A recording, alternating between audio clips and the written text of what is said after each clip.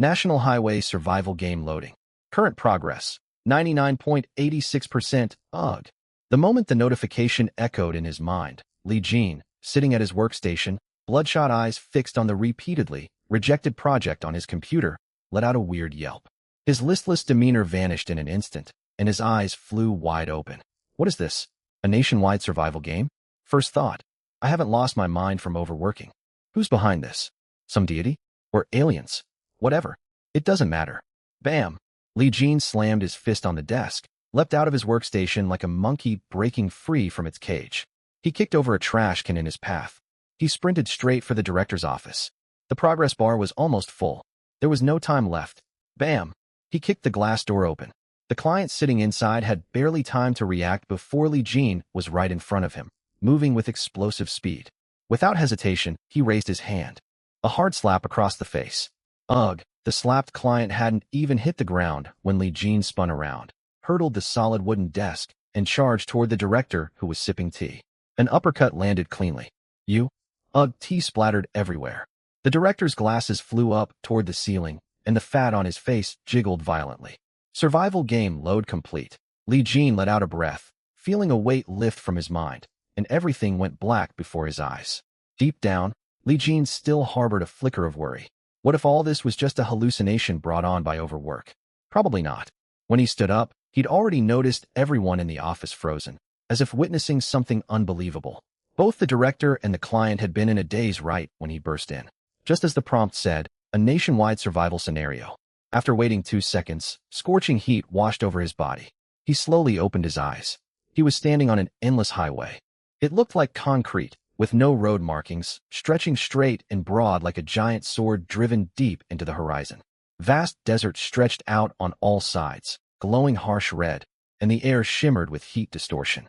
Welcome to the National Highway Survival Game. You are in Region 999, Zone 666 Chat Channel. Current channel population, 965,411. Here are the highway survival rules. 1. This is no ordinary highway survival game. You may move forward, stay stationary, or even backtrack. Exploring the surrounding wilderness is for the bold. However, all of these actions carry risk depending on your capability and luck. The game bears no responsibility for any consequences. All rights of interpretation belong to the system. 2. Initial vehicle, initial talent, and initial supplies have been distributed.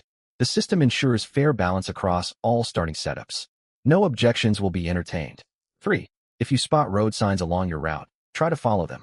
You may come across service stations, forks in the road, toll gates, viewing platforms, charging piles, gas stations, water stops, NPC traffic checkpoints, taverns, speaking platforms, graveyards, internet cafes, mysterious portals, and more. Decide for yourself whether to pull over or linger. The system takes no responsibility for outcomes. 4. Copper, silver, and gold coins serve as universal currency. 1 gold coin equals 10 silver coins. 1 silver coin equals 10 copper coins. Travel 1 kilometer forward to earn 1 copper coin. Simple math tells you 100 kilometers equals 1 gold coin. Additional currency can be obtained from treasure chests and other sources along the way. 5. Daily shop is open. Common supplies are available for purchase. The night market system has been unlocked and will activate on the 3rd night. Further opening times are pending. Do not miss it. 6. Mentally call up game panel to view your status, access chat channels, and open the daily shop. 7. This game has no rigid stats such as fatigue, health, or strength. Still, do not drive while exhausted. Treat injuries promptly. Neglect these and you will die. Truly, death is the only certainty. Try your best to stay alive. Final reminder, the first 7 days constitute the newcomer protection period. Within these 7 days, so long as you avoid venturing into the wilderness, the highway remains relatively safe. Grow stronger as quickly as you can. After 7 days, the true fun of the game begins. Do not miss out by dying early. Li Jin took a deep breath, absorbed the rules, and calmed himself down. He glanced beside him. A van had appeared right next to him the moment he arrived. Plain white, 7-seater, no license plate. It looked brand new yet cheap in every respect. Clang clang, Li Jin tapped the hood, and a visible dent appeared under his knuckles. The paint quality was poor. Panel gaps along the bumper were uneven from left to right. Every detail of appearance, build, and finish screamed, "Shoddy, is this my starting vehicle?" Li Jin pushed aside the rush of excitement from entering the game, held a hand above his eyes to shield from the blazing sun, pulled open the door, and climbed inside. The interior had not yet heated up completely. The interior trim looked equally low grade, and there was no air conditioning. He mentally called for the game panel. Sure enough, an interface unfolded before his eyes. Before he could examine it closely, flood of message notifications poured in from Zone 660 SIXS chat channel. Most were cries of despair and confused questions. Li Jin quickly sifted through the noise for useful information. He who commands eternity. My parents just passed away. I was transported here right after. Just as expected. I'm the main character from web novels. I am truly heaven. Chosen. Blueberry puppy bun. Wah, I don't want to die. This game is so cruel. Why did I get a motorcycle as my vehicle? I'm going to bake out here. This strike looks cool. Count your blessings up there. My starting supplies don't include a single bottle of water. This blazing sun will kill me in minutes. Luckily my talent is pretty good. Enthusiastic Guangxi lad. Times change. Today fate turns for me. I've finally gotten my chance to rewrite my life. Blood Demon Emperor. 2 idiots above. Glutinous rice cake. Wah, I want to go home. Retired magical girl. Daily shop has refreshed. Bottled water is on sale. Buy fast. I see stock is only at 300,000 bottles. Pull ahead. Start moving. Travel 1 kilometer and earn 1 copper coin. I see water stock dropping already, which means some players are pulling ahead. Reading that message, Li Jin's heart skipped a beat. The game had barely begun, yet someone had already traveled a full kilometer? What vehicle were they using? A plane? Not necessarily. I already have copper coins in my starting supplies. When the cold wind blows through the desolate valley, the cicada sings for the youth's return. No electronics factory can hold me down. +1 for calling them an idiot. I swear I spotted a golden treasure chest out in the wilderness. Wah, I hate this stupid game. It's scorching hot out here. Water will be such a vital resource. I'm stocking up. Li Jin watched the stream of messages scroll by, muted the channel, then turned his attention to his own status screen. Player. Li Jin starting vehicle. Standard 7. Cedar van upgrade blueprint unlocks after traveling 1,000 kilometers starting supplies. 1 cubic meter storage space. 3 bottles mineral water. 3 loaves of bread. 2 units gasoline. 1 chocolate bar. Without anything to compare against, Li Jin could not tell if his vehicle and supplies were bad. His impression was mediocre at best. His gaze dropped swiftly to the talent section. Starting talent.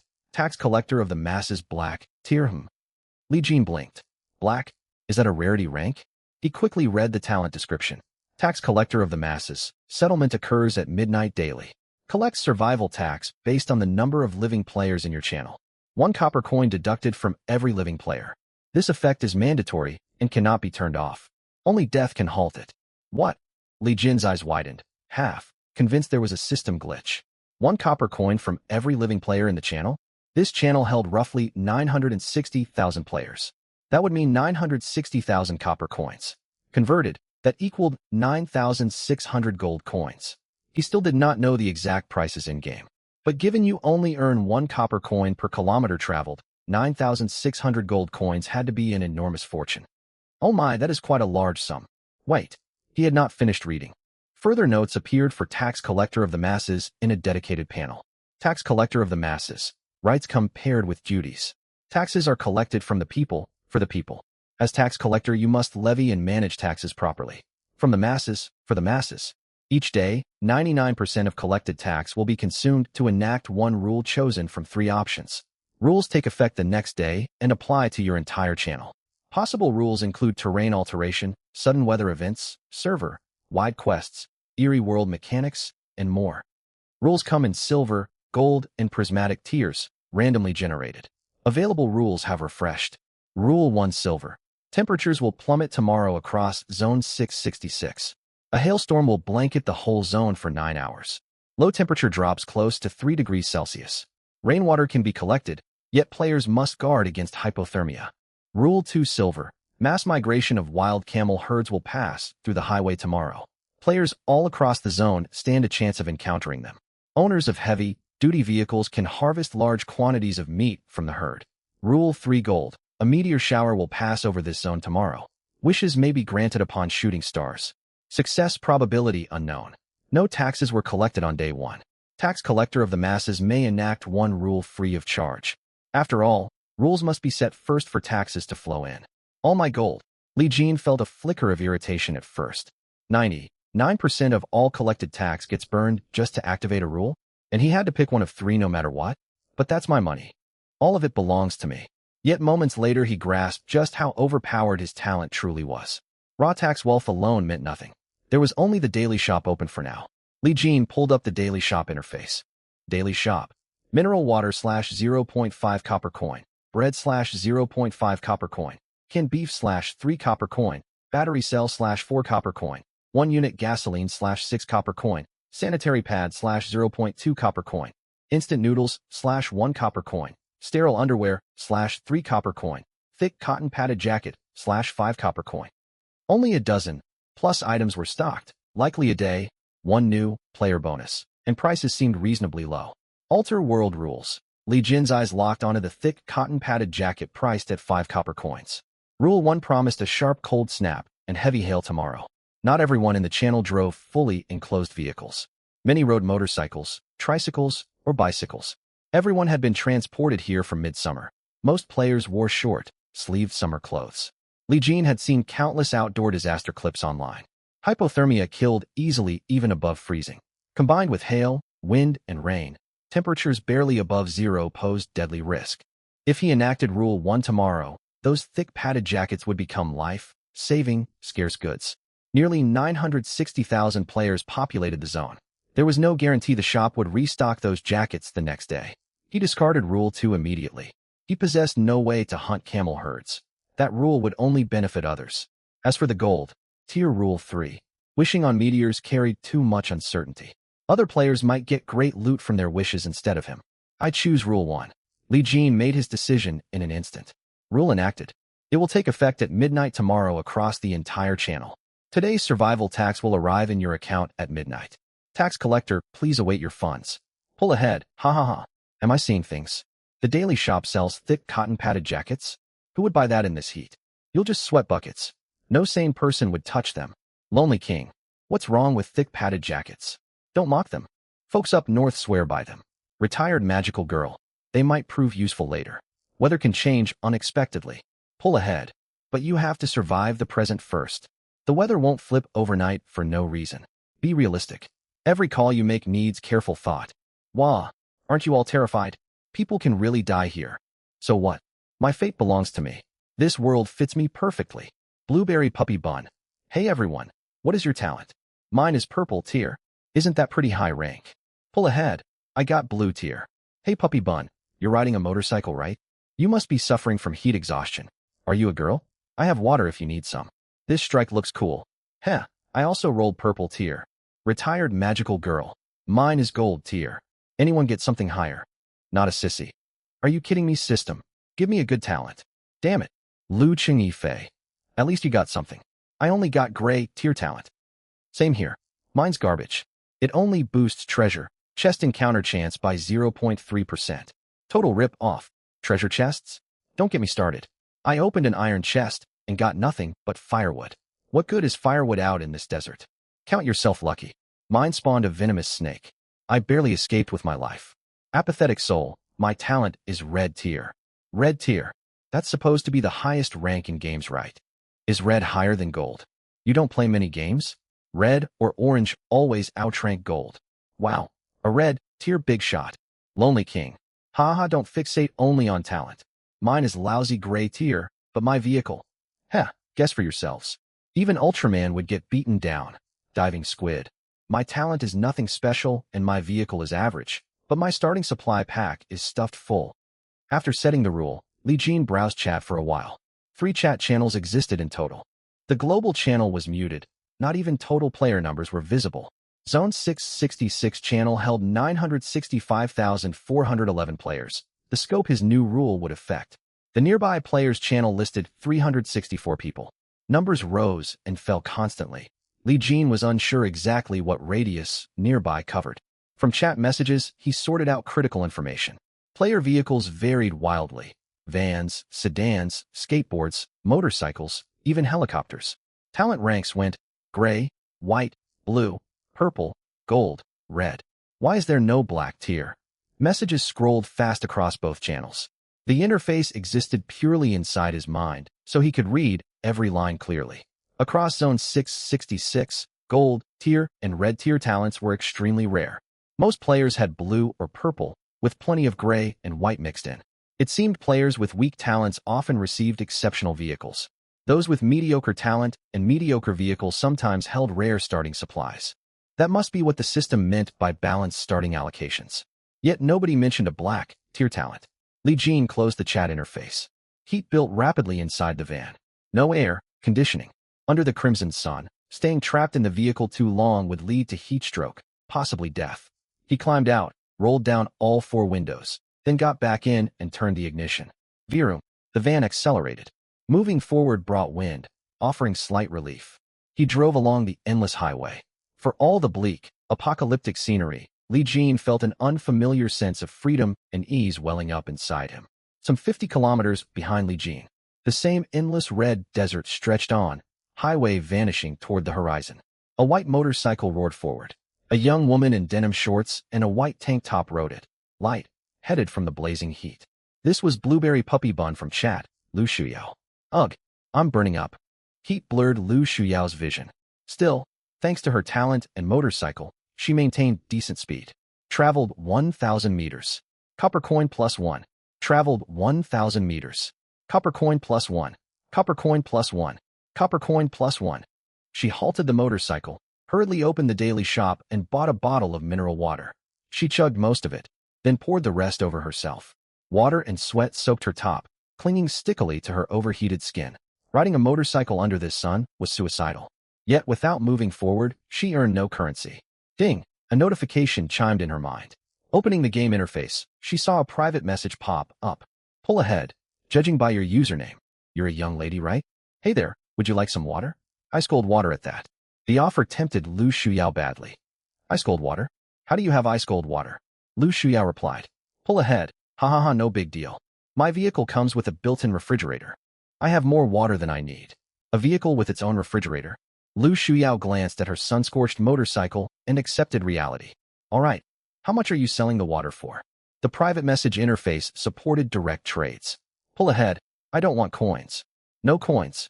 Lu Shuyao was confused. Was someone actually being kind? After a short pause, a new message arrived. Do me a small favor. Send me a photo of you out on the highway, and if I'm satisfied, I'll give you 2 bottles of ice-cold water. Lu Shuyao's face darkened. She blocked the other party, closed the system interface, hopped onto her motorcycle. She set off again, exasperated. What a disgusting creep. Muttering to herself, Lu Shuyao activated her talent. Purple flames spread across her body and flowed onto the motorcycle. The purple fire was ethereal, yet undeniably real. The motorcycle's speed rocketed, trailing faint black burn marks along the highway. Empowered by her purple flame talent, Lu Shuyao was confident she could cover 300 kilometers before sunset. 300 copper coins. Her biggest trouble was the brutal sunlight. She needed to rest and take shelter in the motorcycle's meager shadow to replenish water.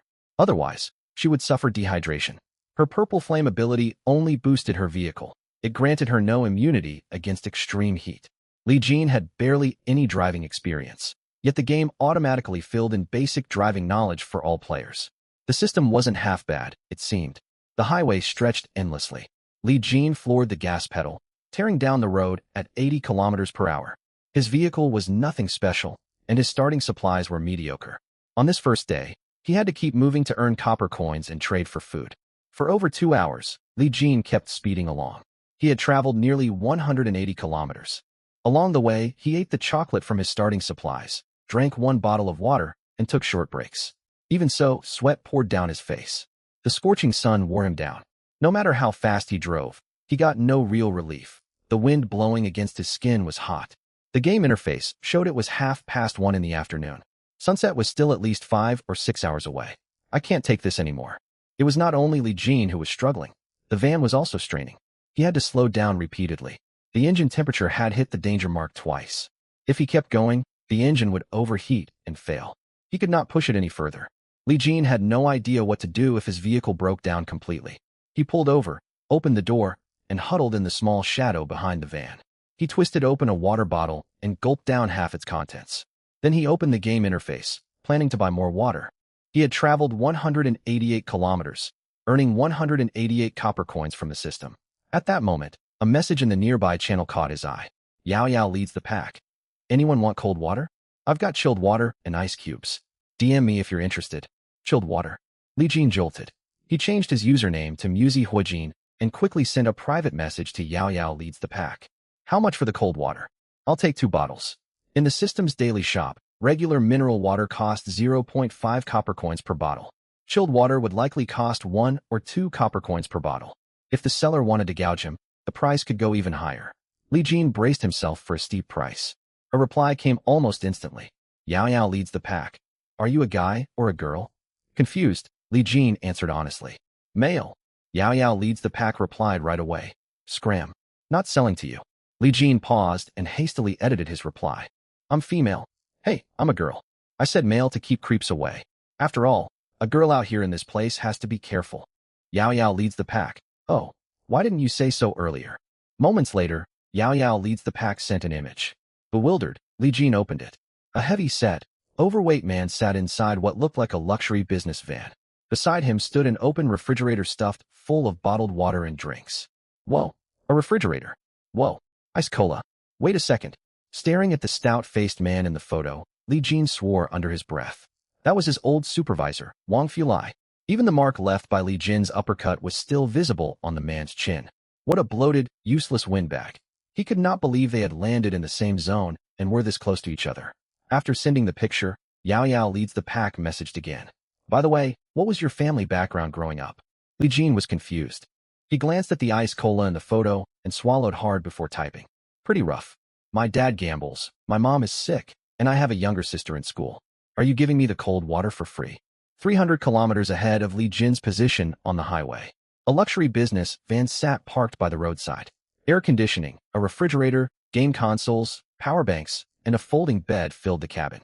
Wang Fulai rubbed his still-aching chin and typed back to Muzi Huijin. That's terrible. His previous attempts had been too rushed. This time, he would take it slow, starting with family-related small talk. Yao Yao leads the pack. This desert seems to go on forever. Water is such a vital resource. Hey, Muzi Huijin, where did you get that username? It sounds a little unusual. Muzi Huijin, it's fine. Can I get 1 bottle of iced cola? Yao Yao leads the pack. Do you like taking photos to document your life? Muzi Huijin, it's okay. How much are you charging for the cola? I've got copper coins. Yao Yao leads the pack. Could you send me a photo of yourself? Muzi Huijin sent a picture of the red desert landscape and replied. Iced mineral water works too. What's your price? I've got money. How about 5 copper coins? Wang Fulai stared at the landscape photo and twitched his eye. He thought the time was right. He composed his reply. Send me a nice photo of yourself. I'll give you 1 bottle of cold water and 1 iced cola completely free. They'll cool you right down. Wang Fulai sent the message and waited. No reply came. What was going on? He had taken it step by step this time. Just then, a message popped up in the nearby channel. Muzi Huijin. Wanted post. Wanted. Yao Yao leads the pack. Driving a fancy-looking business van. Offering 50 copper coins for anyone who beats him up. Send proof photos to claim the reward. Retired magical girl. Whoa. What's the bad blood here? This blade looks sharp. Acknowledged. Energetic Guangxi dude. A bounty hunt. Li Jin finished typing the wanted notice in a fit of rage. 364 players populated the nearby channel. He was unsure exactly how large the nearby range covered. Still, the channel meant players could run into one another out on this highway. Wang Fatty, don't let me run into you in person. You'll regret it. Li Jin blocked Wang Fulai. After resting for another 10 minutes, he bought 10 bottles of water from the daily shop. He climbed back into his van and restarted the engine. This time he kept his speed moderate, holding at 50 to 60 kilometers per hour. Pushing too hard would wreck the van before he wore out. He only needed to survive the first day. Before midnight, he had to earn enough copper coins to buy as many warm clothes as he could. The big temperature drop was coming tomorrow. For the rest of the afternoon, Li Jin alternated between rest, drinking large amounts of water, and pressing onward. Driving at 50 to 60 kilometers per hour, he covered another 250 kilometers by 6 in the evening. His fuel tank ran dry. He refilled it with 2 units of gasoline and bought extra from the daily shop. He stopped multiple times to rest. His vehicle was low grade. In this brutal heat, high-speed driving wore it out far faster than it wore him out. The sun dipped low. The endless red desert stretched out in every direction. Sunset should hit around 7. After drinking water and eating 2 slices of bread, Li Jin got back behind the wheel. Temperatures were dropping. He could safely speed up to 80 or 90 kilometers per hour. The van had headlights, so night travel was viable. The game had no health or stamina meters, yet real-world exhaustion still weighed on him. His body, worn down from endless overtime work, needed proper rest. 7 o'clock arrived. The sun touched the horizon. Crimson sunset clouds blended with the desert sand. Glowing twilight spilled across the endless red wasteland. It was, admittedly, quite beautiful. Li Jin slammed on the brakes. Up ahead on the highway sat a chest. This was the first chest he had encountered. It looked to be made of plain wood. While driving, Li Jin had periodically checked the chat channel. Some players had already found golden-grade chests. Players split chests into locked and unlocked categories. One user had found a locked golden chest they could not open no matter what they tried. They put it up for sale for 1,000 copper coins, equivalent to 10 gold coins. Li Jin parked, scanned the road ahead and behind him, and walked toward the chest.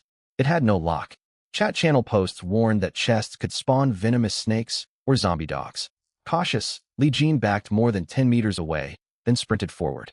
When he reached the chest, he delivered a powerful spinning kick. Bang!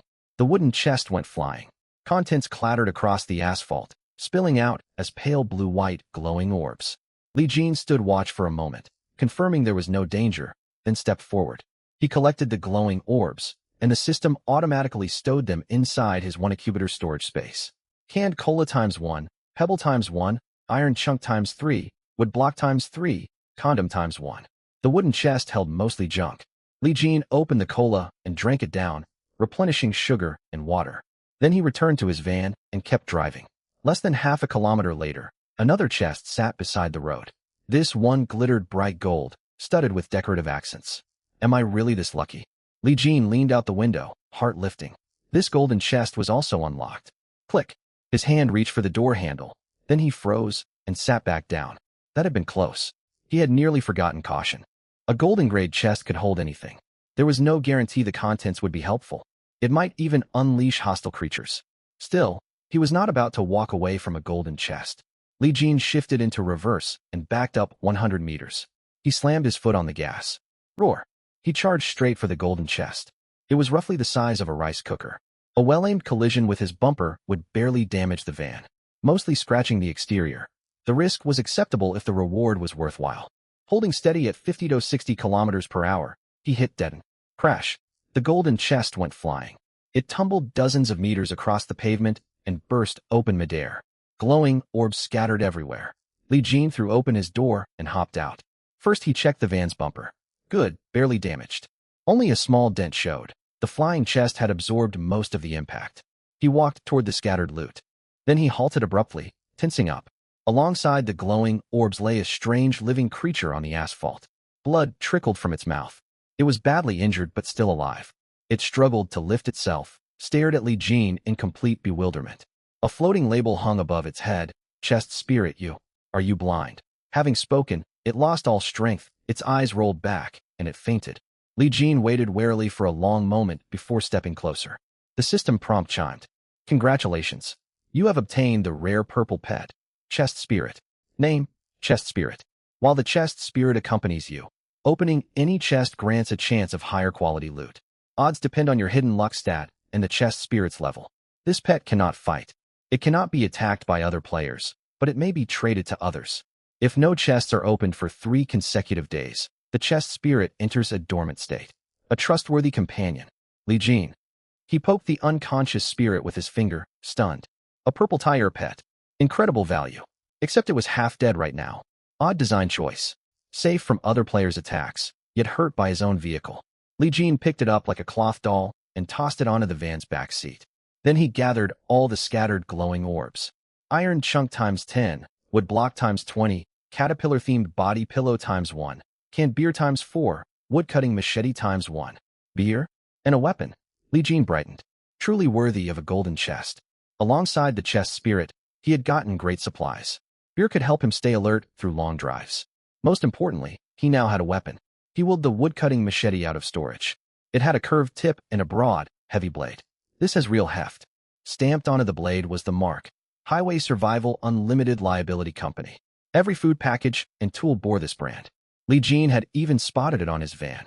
He hefted the machete, satisfied, and put it back into storage. He loaded the dented golden chest into the back seat to use as extra storage. Thrift was a virtue. Even the smashed wooden chest from earlier had been brought along. The golden chest remained functional despite its deformation. Li Jin restarted the van and glanced at the unconscious chest spirit on the back seat, at a loss. What was he supposed to do with it? It looked badly hurt. Should he abandon it? Or try to trade it off while it was still alive? It was only a passing thought. This was a precious purple pet that boosted chest loot quality. He would never throw it away. Great mess I've gotten myself into. He needed to figure out how to heal it. Li Jin drove onward and opened the chat channel, searching for healing supplies or items. Haha, I see warm clothing stock is dropping. Some people are actually buying them. Total waste of copper coins. So dumb. Quit laughing. I got pulled into this world mid-shower. I spawned completely naked. I needed clothes.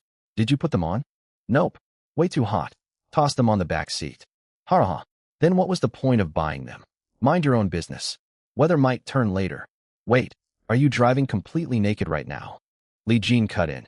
Anyone have healing supplies or healing type items? After a flood of random replies, someone asked, It's only day 1. What kind of injury are you dealing with? Muzi Huijin. Crash impact trauma. Victim is coughing up blood and unconscious. A crash? How? The highway is totally empty. What did you hit? Muzi Huijin. Mind your own business. Finding nothing useful, Li Jin focused back on driving. The sun had set, leaving only faint twilight. Temperatures had not dropped drastically, yet the brutal direct sunlight was gone. Li Jin kept driving until 10 o'clock at night before pulling over to rest. Exhaustion overwhelmed him, even with constant food and water intake. In one single day, he had traveled 530 kilometers, earning 530 copper coins from the system. Subtracting money spent on bottled water, his remaining balance stood at 522 copper coins. Time for a real break. He climbed out, patted the van's overworked hood, and opened the chat channel to sort out dinner. Bread, chocolate, and water alone were not enough. He needed food to restore his energy. He bought a beef, can, and instant noodles from the daily shop. Then he scrolled through the chat logs. 96 million players filled the channel. Countless messages had piled up through the afternoon. Li Jin successfully found what he wanted and entered a private chat. Muzi Huijin. Buddy, you selling a lighter, right? Diving Squid. That's right, 2 silver coins. Muzi Huijin. Come on, man. Is its casing made of gold, or is the lighter fluid gold-plated? A faint sound like an elephant trumpeting came from the other end. Or maybe it was the screech of brakes. Diving Squid. If you think it's too expensive, so do I. You want the lighter to cook hot meals, don't you? Who even gets to eat warm food these days? This lighter came straight out of a starting supply pack.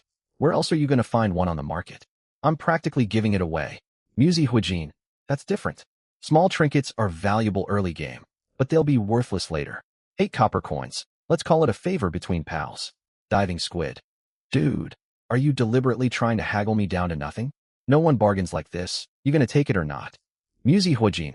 I'd definitely take it if the price was fair. After quite a bit of back and forth haggling, Li Jin finally bought the lighter for 9 copper coins. Right after that, Li Jin found another seller in the public chat channel who was offering an iron wok. Using the same bargaining tactics, he got the wok for 15 copper coins. Li Jin walked to the roadside, propped up the wok with stones, poured in mineral water. He took stacks of wood blocks out of his storage space. 1 unit of wood was 3 small planks stacked together. After arranging the wood blocks, Li Jin took his machete and pried apart the broken wooden treasure chest he had kicked in earlier. He tossed its fragments under the wok for extra firewood. Finally, he bought a sanitary pad from the daily shop to use as tinder. Whoosh! The tiny spark quickly flared into a full-blaze fire. Li Jin dumped instant noodles and a canned beef product into the wok. He also put out a request in the chat channel and bought half a cabbage for 0.5 copper coins. He tore it up and tossed the pieces into the pot. The water came to a boil. A rich aroma quickly drifted through the air. Li Jin enjoyed a hearty, satisfying meal. That hit so good. The temperature was already high, and sweat streamed down Li Jin's face from eating the hot food. He drank down every last drop of the leftover soup. Li Jin lay back on the asphalt road, staring up at the darkening star-filled sky. A sense of joy he had never felt before welled up inside him. Alone, in the wilderness, on an endless highway, trapped inside a survival game. These elements would normally fill new arrivals with terror. Yet right now, they brought Li Jin unparalleled joy and freedom. So this is what freedom feels like. Yes, he actually thought being thrown into this survival game had set him free. When was the last time he had felt free? He could no longer remember. All he could recall was asking Wang Lifu about getting weekends off, only to hear him reply, "The company comes first, till death do us part. To hell with work. To hell with clocking in." Ha ha ha. He laughed out loud lying alone on the road for a while, then got back up. He packed away his walk and walked toward his vehicle to rest inside. He would simply wait for the arrival of early morning. When dawn broke, the survival tax payout would arrive, and the universal tax official's edicts would take effect. Sitting in his van, Li Jin opened the daily shop and bought some food and water. Next, he posted in the group chat to purchase more than a dozen units of wood blocks. He spent all his remaining money buying thermal clothing. Thermal wear cost 5 copper coins apiece, and Li Jin bought 80 pieces. Only 1,000 pieces were in stock, and very few players were purchasing them. Just over 100 had been sold so far, mostly bought as a precaution. His large purchase immediately drew other players' attention. Whoa, who just bought that many thermal outfits? I swear the stock was at 897 a second ago. Haha, are they crazy? Hoarding this stuff? It's only day one. Where did they get that much money to blow? Can't wrap my head around this. Li Jin paid them no mind. He waited quietly for early morning to come. Time ticked by. Exhausted from the long day and full from his meal, drowsiness washed over Li Jin as he lay on the van's back seat. A soft groan broke through his drowsiness. He jolted alert and sat up. He noticed the treasure chest spirit, which he had set in the passenger seat, slowly regaining consciousness. "You're awake," Li Jin greeted her. Eek. I am. Right, I'm a treasure chest spirit." She struggled to prop herself up on the seat. Her small wings fluttered weakly, and she coughed up 2 mouthfuls of blood with a soft pft. What happened? How did I get hurt?" She blinked in confusion and looked toward Li Jin. "Are you my master?" "That's right." Li Jin nodded. It seemed the spirit had lost parts of her memory, probably from hitting her head too hard. How did I get injured?" "No clue." Li Jin shook his head. It was good she had woken up. He had been thinking of buying medical supplies, so it looked like he could save that expense. That shouldn't be possible. Treasure chest spirits cannot be targeted by attacks, unless the attack comes from our master. The treasure chest spirit was still groggy. Before she could finish her sentence, she let out another weak groan and fainted again. Li Jin's attention drifted to his game panel. Early morning had arrived. Universal tax official edicts are now in effect. Universal survival tax payout has arrived. At that exact moment, a full server announcement flashed across the 666 partition. It notified every single player at once. The Universal tax official has custom-tailored edicts for all survivors in this channel. As soon as the notice went live, messages flooded the chat.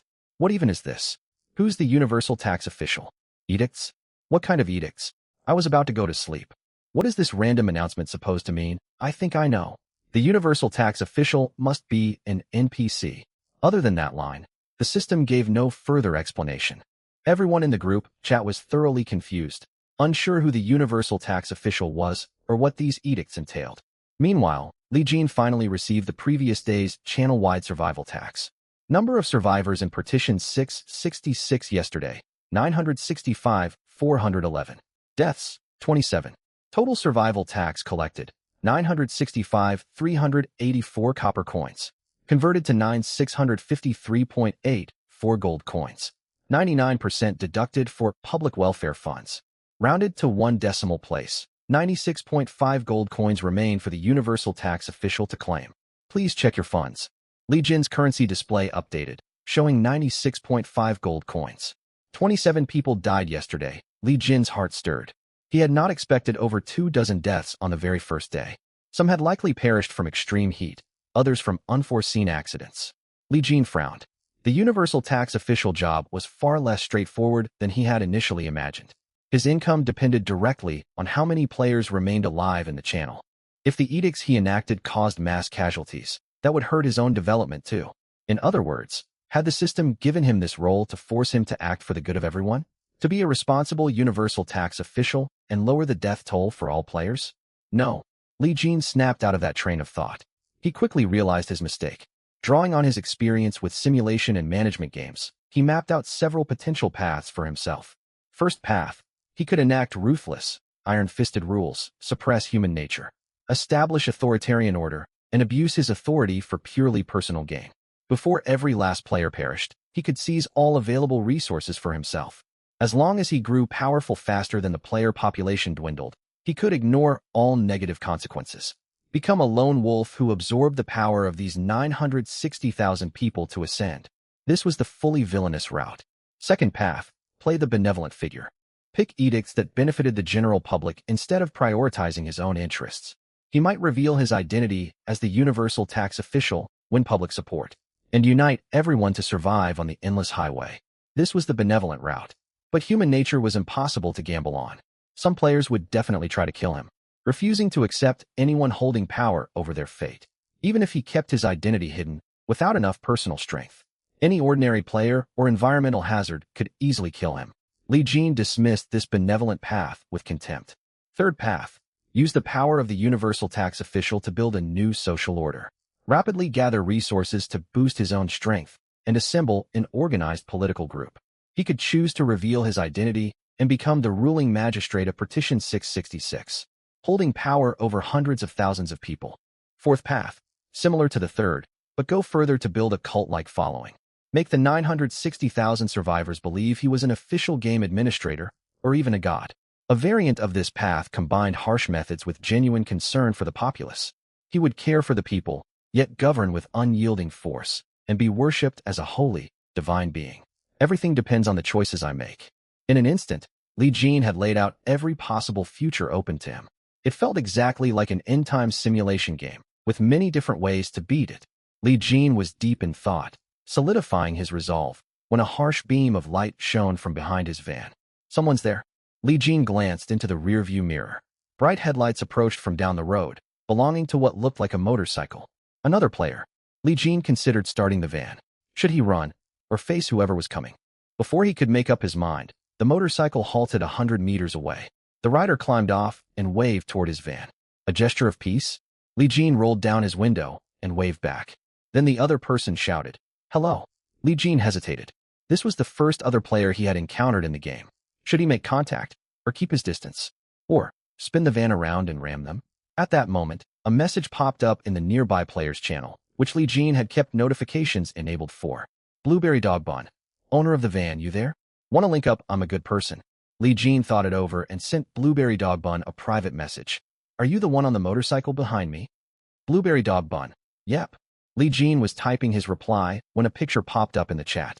It was a screenshot of the other player's status panel, laying their vehicle, talent, and inventory supplies fully on display. Li Jin was surprised. Several players in the chat had discussed this tactic. Showing your status panel was like a cosmic safety declaration, proof you meant no harm. Li Jin took a screenshot of his own panel, pixelated out his talent, and sent it over. He added a note. I'm also a good person, but my talent is special, so I can't show it. His reply seemed to give the other party pause. The figure standing by the motorcycle in the dark stayed still for a moment. A new private message arrived. Blueberry Dog Bun. You seem pretty honest. I'll cut to the chase. I think we share a common enemy. A common enemy? Li Jin was confused. Muzi Huijin, what do you mean? Blueberry Dog Bun. You posted a bounty in the nearby channel, right? On that guy Yao Yao Lingxian. Muzi Huijin. So what about it? Right then, a new public message appeared in the nearby player's channel. Blueberry Dog Bun. Additional bounty on Yao Yao Lingxian, who drives the business van. Anyone who beats him up gets 50 copper coins from me too. That was a substantial reward. Li Jin's eyes widened. Suddenly the stranger seemed thoroughly agreeable. Li Jin added to the bounty right away. Muzi Huijin. Bounty for Yao Yao Lingxian. I'll add another 50 copper coins. No, 1 gold coin. Blueberry Dog Bun sent a private message. How about it? Want to get out and talk? Li Jin glanced over at the passenger seat. The treasure chest spirit had lapsed back into unconsciousness without him noticing. After a short pause, he replied, Fine, wait for me. Li Jin started his van, turned it around, and drove toward Blueberry Dog Bun. The game system stated reversing direction on the highway was permitted, and other players had already tested brief stretches of driving against the flow of traffic with no adverse effects. Soon Li Jin pulled up beside the motorcycle. The other player wore denim shorts and a white tank top, looking to be in their early 20s, much like a university student. That lowered the perceived threat level. Li Jin opened his door and climbed out, only for the other person to gasp in shock. You're a guy? Lu Shiyao exclaimed. Li Jin was baffled. I never said I was a girl. What's wrong with being a guy? And nothing. Lu Shiyao shook her head. He was male, and he had also put a bounty on Yao Yao Lingxian. Had Yao Yao Lingxian hit on him as well? The thought made Lu Shiyao feel disgusted. That player really came on to everyone. She shook the unpleasant thought away and held out her hand. Lu Shiryao. Li Jin. They shook hands. Lu Shiryao pulled 2 large chicken drumsticks out of her storage space and handed one over. Already eaten? Yeah. Save this for a midnight snack then. Li Jin nodded and pulled a can of beer out of his storage space to pass to her. Whoa, nice find. Lu Shiryao lit up, took the beer, and sat down cross-legged right on the asphalt. She patted the ground beside her. Sit. Li Jin sat down as well. They drank beer and ate chicken drumsticks in silence. Half an hour later, once they had finished eating, Lu Shiryao stood. You want to travel together tomorrow? What time are you setting off? At dawn, Li Jin also got to his feet. Got it. Lu Shiryao hesitated, then said, I can't sleep on my motorcycle. Li Jin turned toward his van. I'm heading off. Hey wait, can I sleep inside your van? Lu Shiryao called out quickly. I won't be able to sleep with you in there. Li Jin climbed into the driver's seat, drove 100 meters away, then rolled down the window and called out anyway. Good night. Basic courtesy still mattered. Li Jin watched Lu Shiryao spread out a soft cloth and curl up to sleep on the open road. He turned back and opened his system interface. Daily shop has refreshed.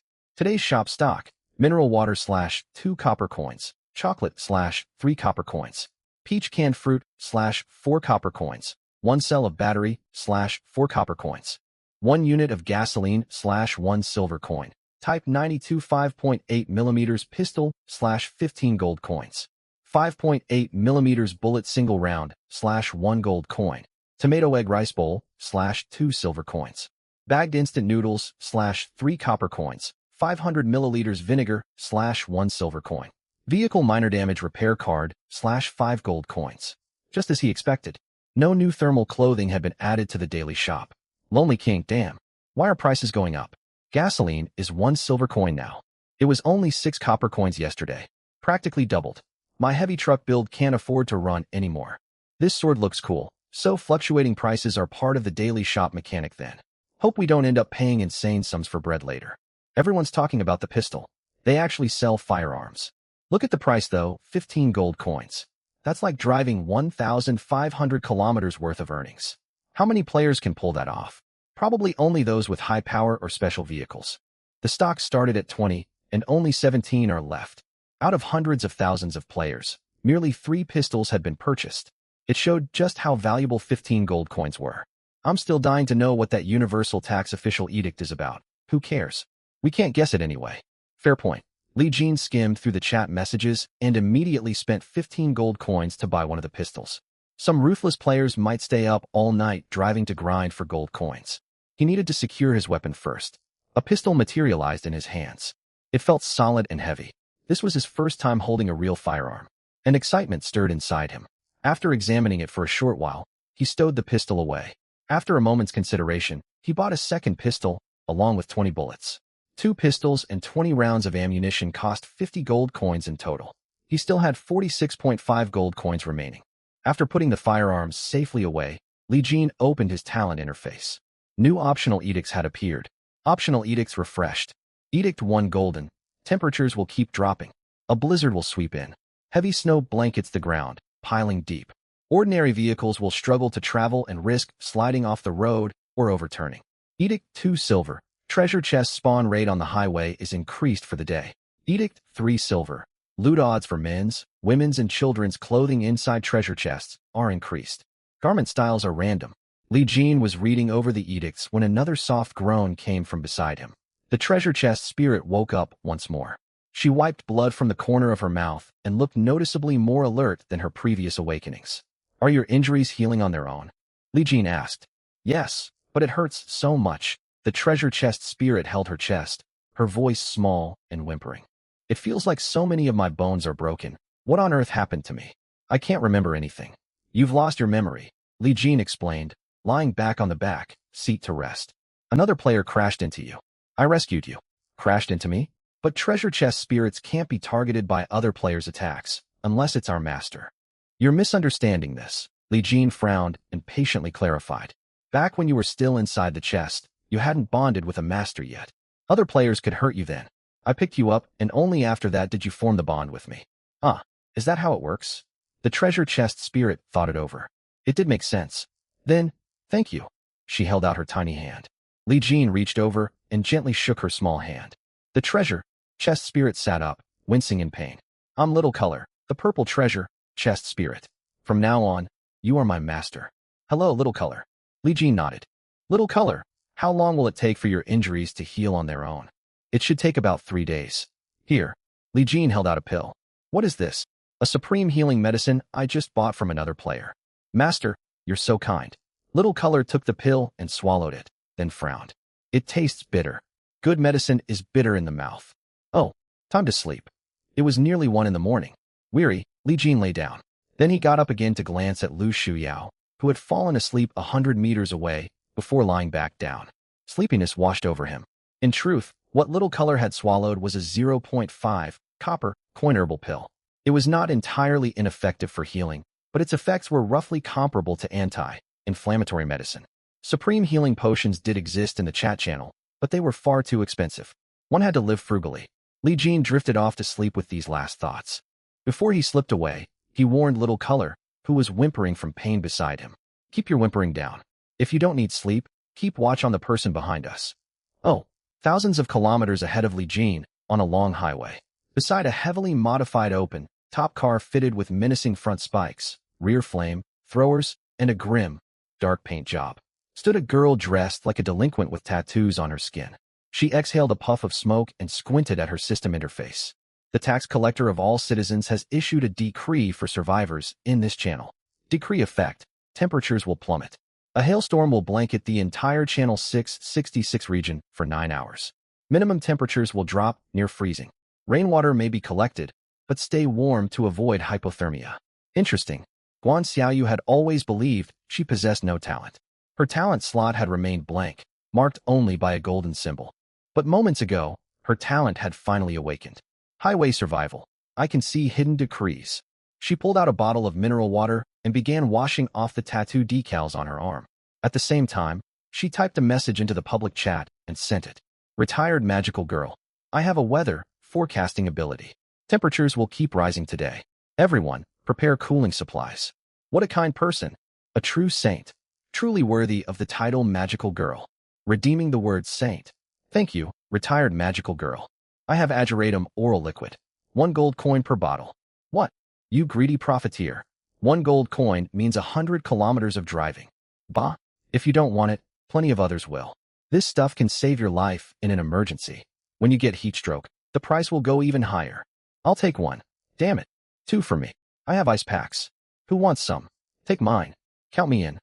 Watching the channel descend into chaos, prices for cooling supplies shot upward. Guan Xiaoyu grinned and began buying up warm weather gear whose prices had fallen. On this wasteland, daytime temperatures were scorching, yet nights grew frigid. And now the new decree had taken effect. A brutal cold snap was coming. Li Jin was jolted awake by the cold at 4 in the morning. He pulled on his thick floral, patterned cotton, padded jacket and went back to sleep. The jacket was surprisingly warm, wrapping around him snugly. He slept on until nearly 6, when light spilled over the horizon. He woke and climbed out of the vehicle. It was bitterly cold. Even in his thermal base layers, he felt a sharp chill. Li Jin lit the campfire, set a pot over the flames, and boiled water. He cooked 2 packs of instant noodles and warmed himself by the fire. He glanced toward Lu Shuyao. She was still asleep. Had she stayed up very late last night? No. Perhaps she was just lazy. Right, that must be it. Wait, no? Li Jin stood and walked toward her. Lu Shuyao was curled into a shivering ball, her face flushed red. Li Jin nudged her hip with his foot. Can you keep going? Lu Shuyao blinked awake groggily. Hot breath steamed from her nostrils. Her whole body ached, and her voice came out hoarse. I think I've caught a bad fever. She was clearly quite ill. How could you be so careless? Li Jin thought for a moment, bent down, and lifted her up, carrying her back toward the fire. Lu Shuyao wanted to resist, but after a moment she whispered, "Thank you." In her current state, her condition would only worsen if left untreated. He set her down beside the flames. Li Jin bought vinegar from the daily shop and poured some into the pot. Then he picked up the pot and began eating contentedly. Slurping, he finished half the pot of noodles and held out the rest to Lu Shuyao. 5 copper coins. Transfer first. I'm cutting you a deal, the broth is included. Lu Shuyao transferred the coins, forced herself to sit up, and began eating. I need cold medicine. I don't have any. Li Jin shook his head. But the chat channel seems to have some at reasonable prices.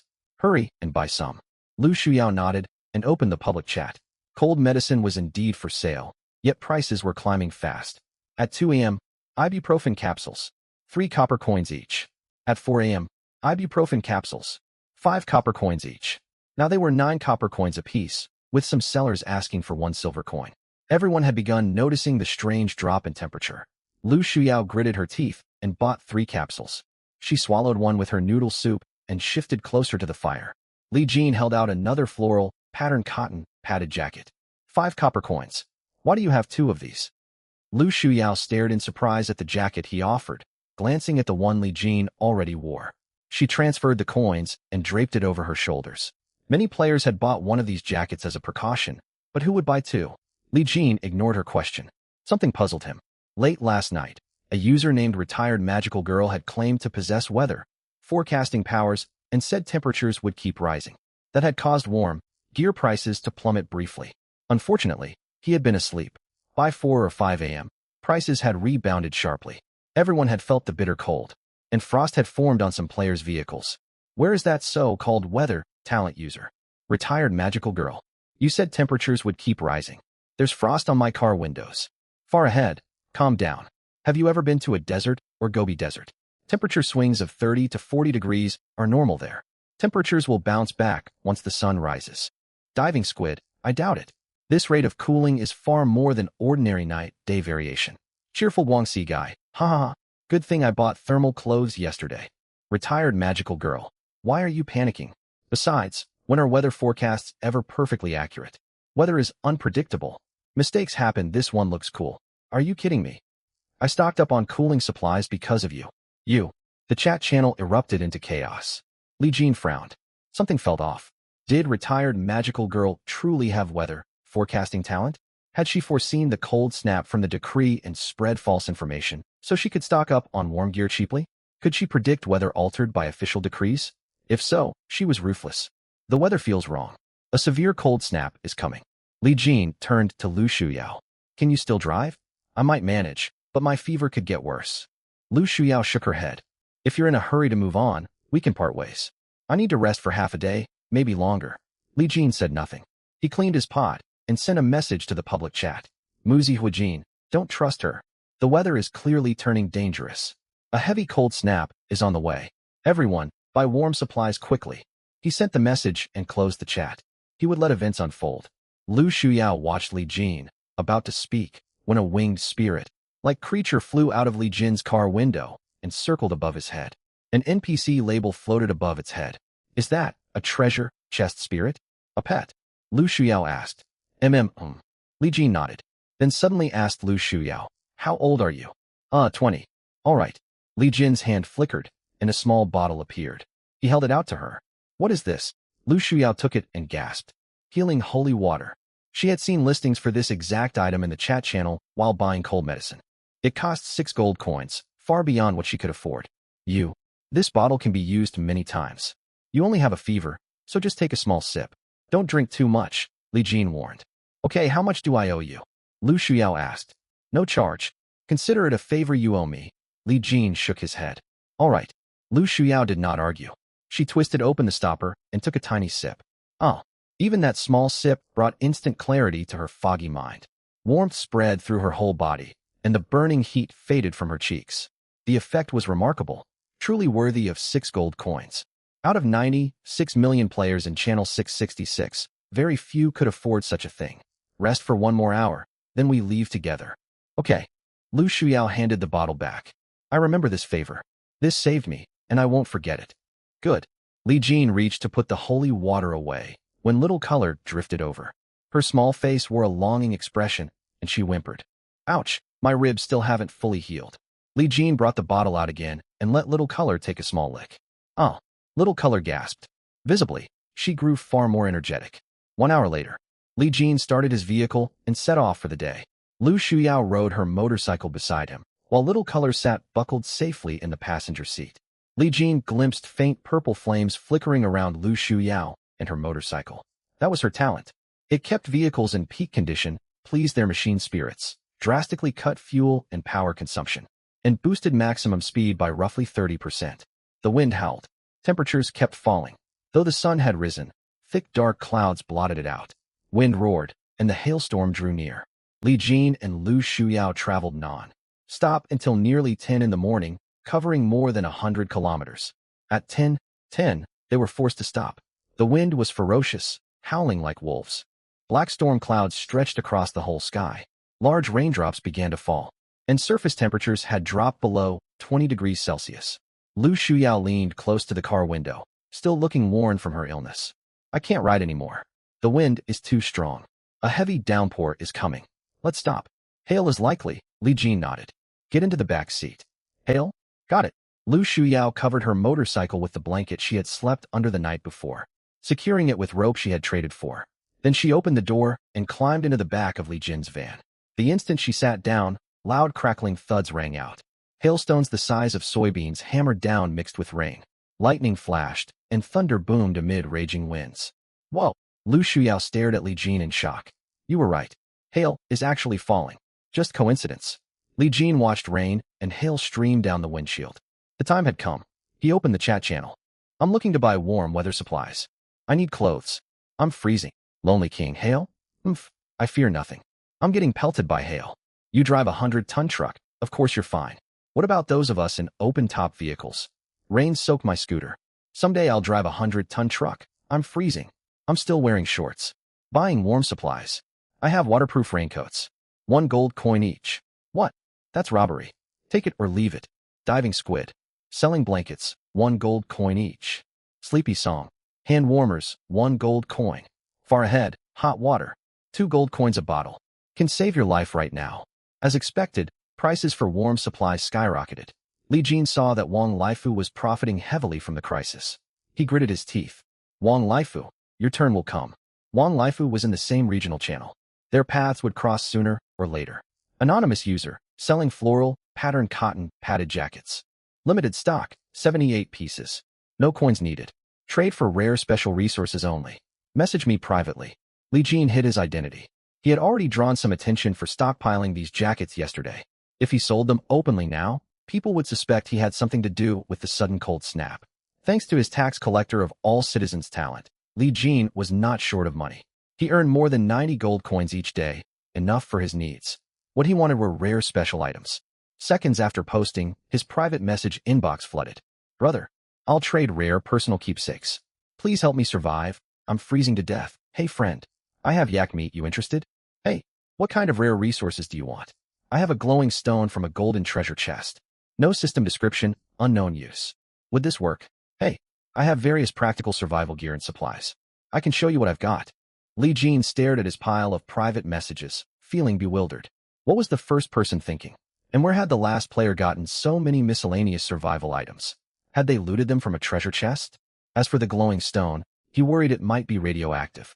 Li Jin rejected most offers. He replied to the players selling yak meat. How much yak meat for 1 cotton padded jacket? 1 jean. 1 jean? That's far too little. Friend, yak meat is precious. 500 grams per jean. That's a fair trade for a jacket. Nice sales pitch. I've actually visited that region before on vacation. Li Jin joked.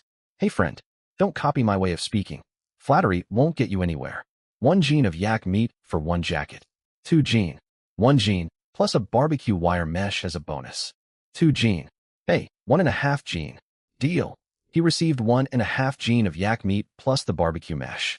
Next, he traded another jacket for a large set of assorted seasonings. Then a new private message caught his eye. This one looks cool. I have volume 1 of a martial arts manual. I'll trade it for 1 cotton padded jacket plus 5 silver coins. Otherwise the deal isn't worth it for me. Li Jin quickly replied. What exactly is this? A martial arts manual? Could it be what he thought it was? This one looks cool. A precious martial arts manual. I'm only offering volume 1. Don't underestimate it. I would never part with this if not for the current crisis. Li Jin, send the system description. Screenshot it for me. This one looks cool. File sent. Path. Treading skill. Forged by gods upon the endless highway. Contains the natural essence of the world. Walk barefoot. Follow the correct breathing rhythm and movement forms. And you may draw the world's essence into your body, comprehending universal truths through it. Path. Treading skill. Li Jin blinked. Draw insight from the essence of this endless highway. That hardly seemed scientific. More like mysticism. Not quite traditional cultivation either. This one looks cool. Well, it's only volume 1. yet it will push your physical capabilities far beyond ordinary humans. It even grants sharpened senses, letting you see far toward the horizon.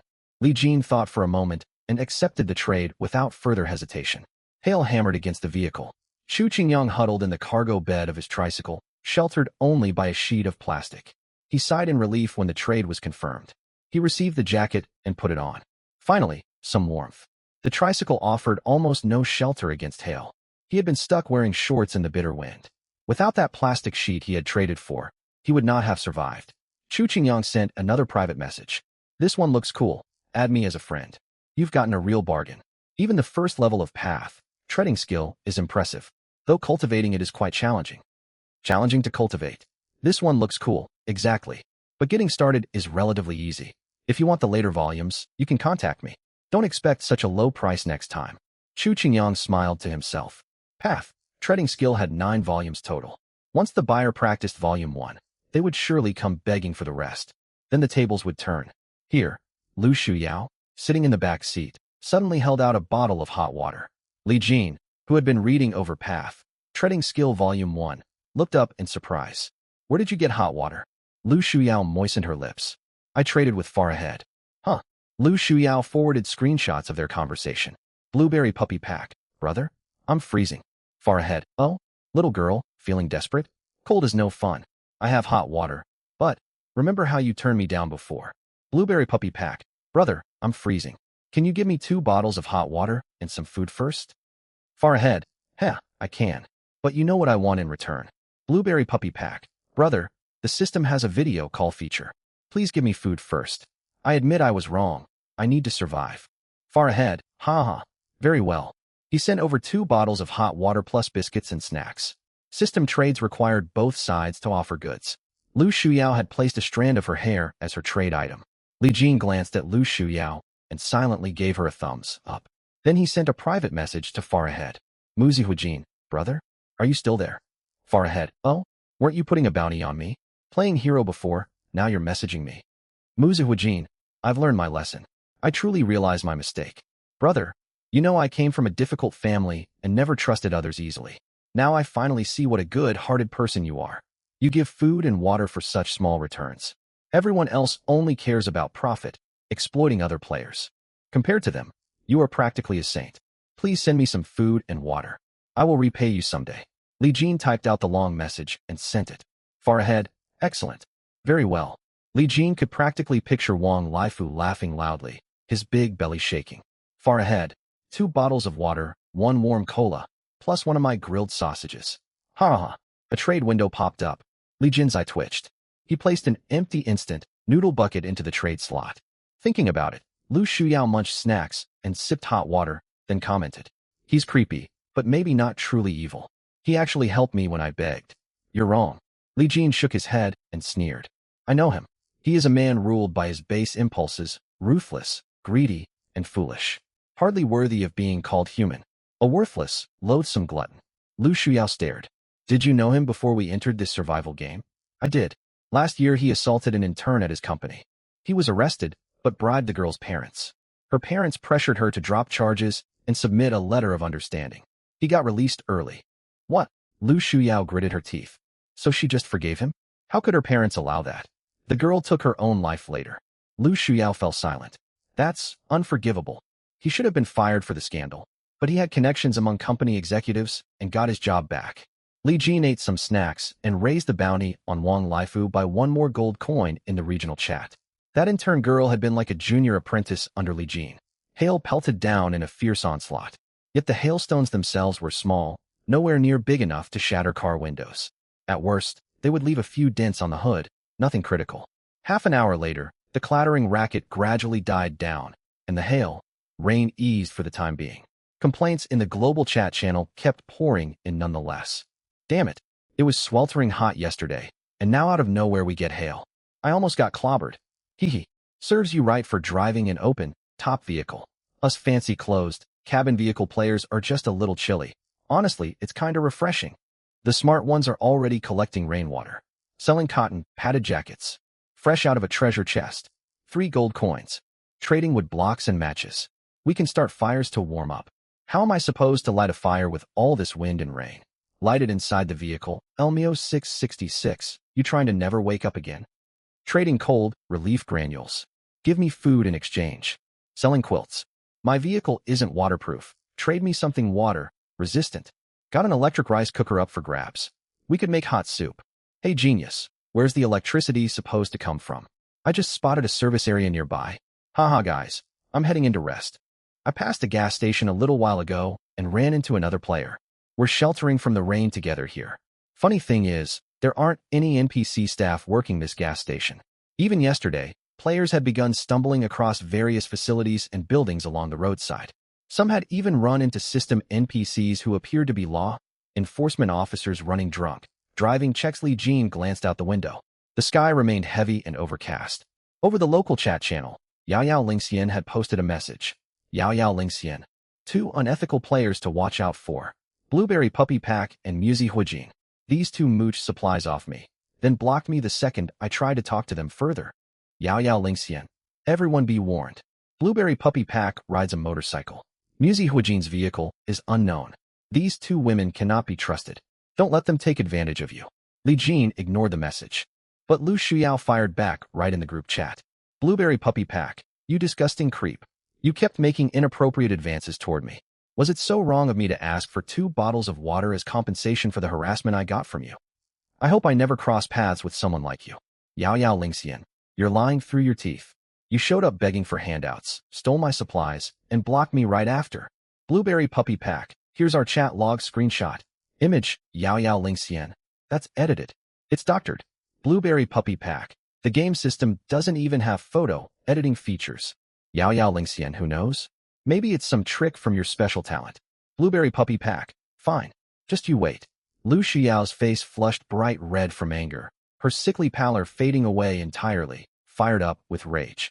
The rain stopped. Paying no mind to their quarrel, Li Jin rolled down the car window and looked outside. The rain had let up, and the wind had died down considerably. The system had warned this severe cold snap with hail. Rain would last 9 hours. Evidently, it would not pour non-stop for the whole duration. We should take the chance to drive further. All right. Lu Shuyao nodded, buttoning up her thick, bright, red cotton, padded jacket tightly.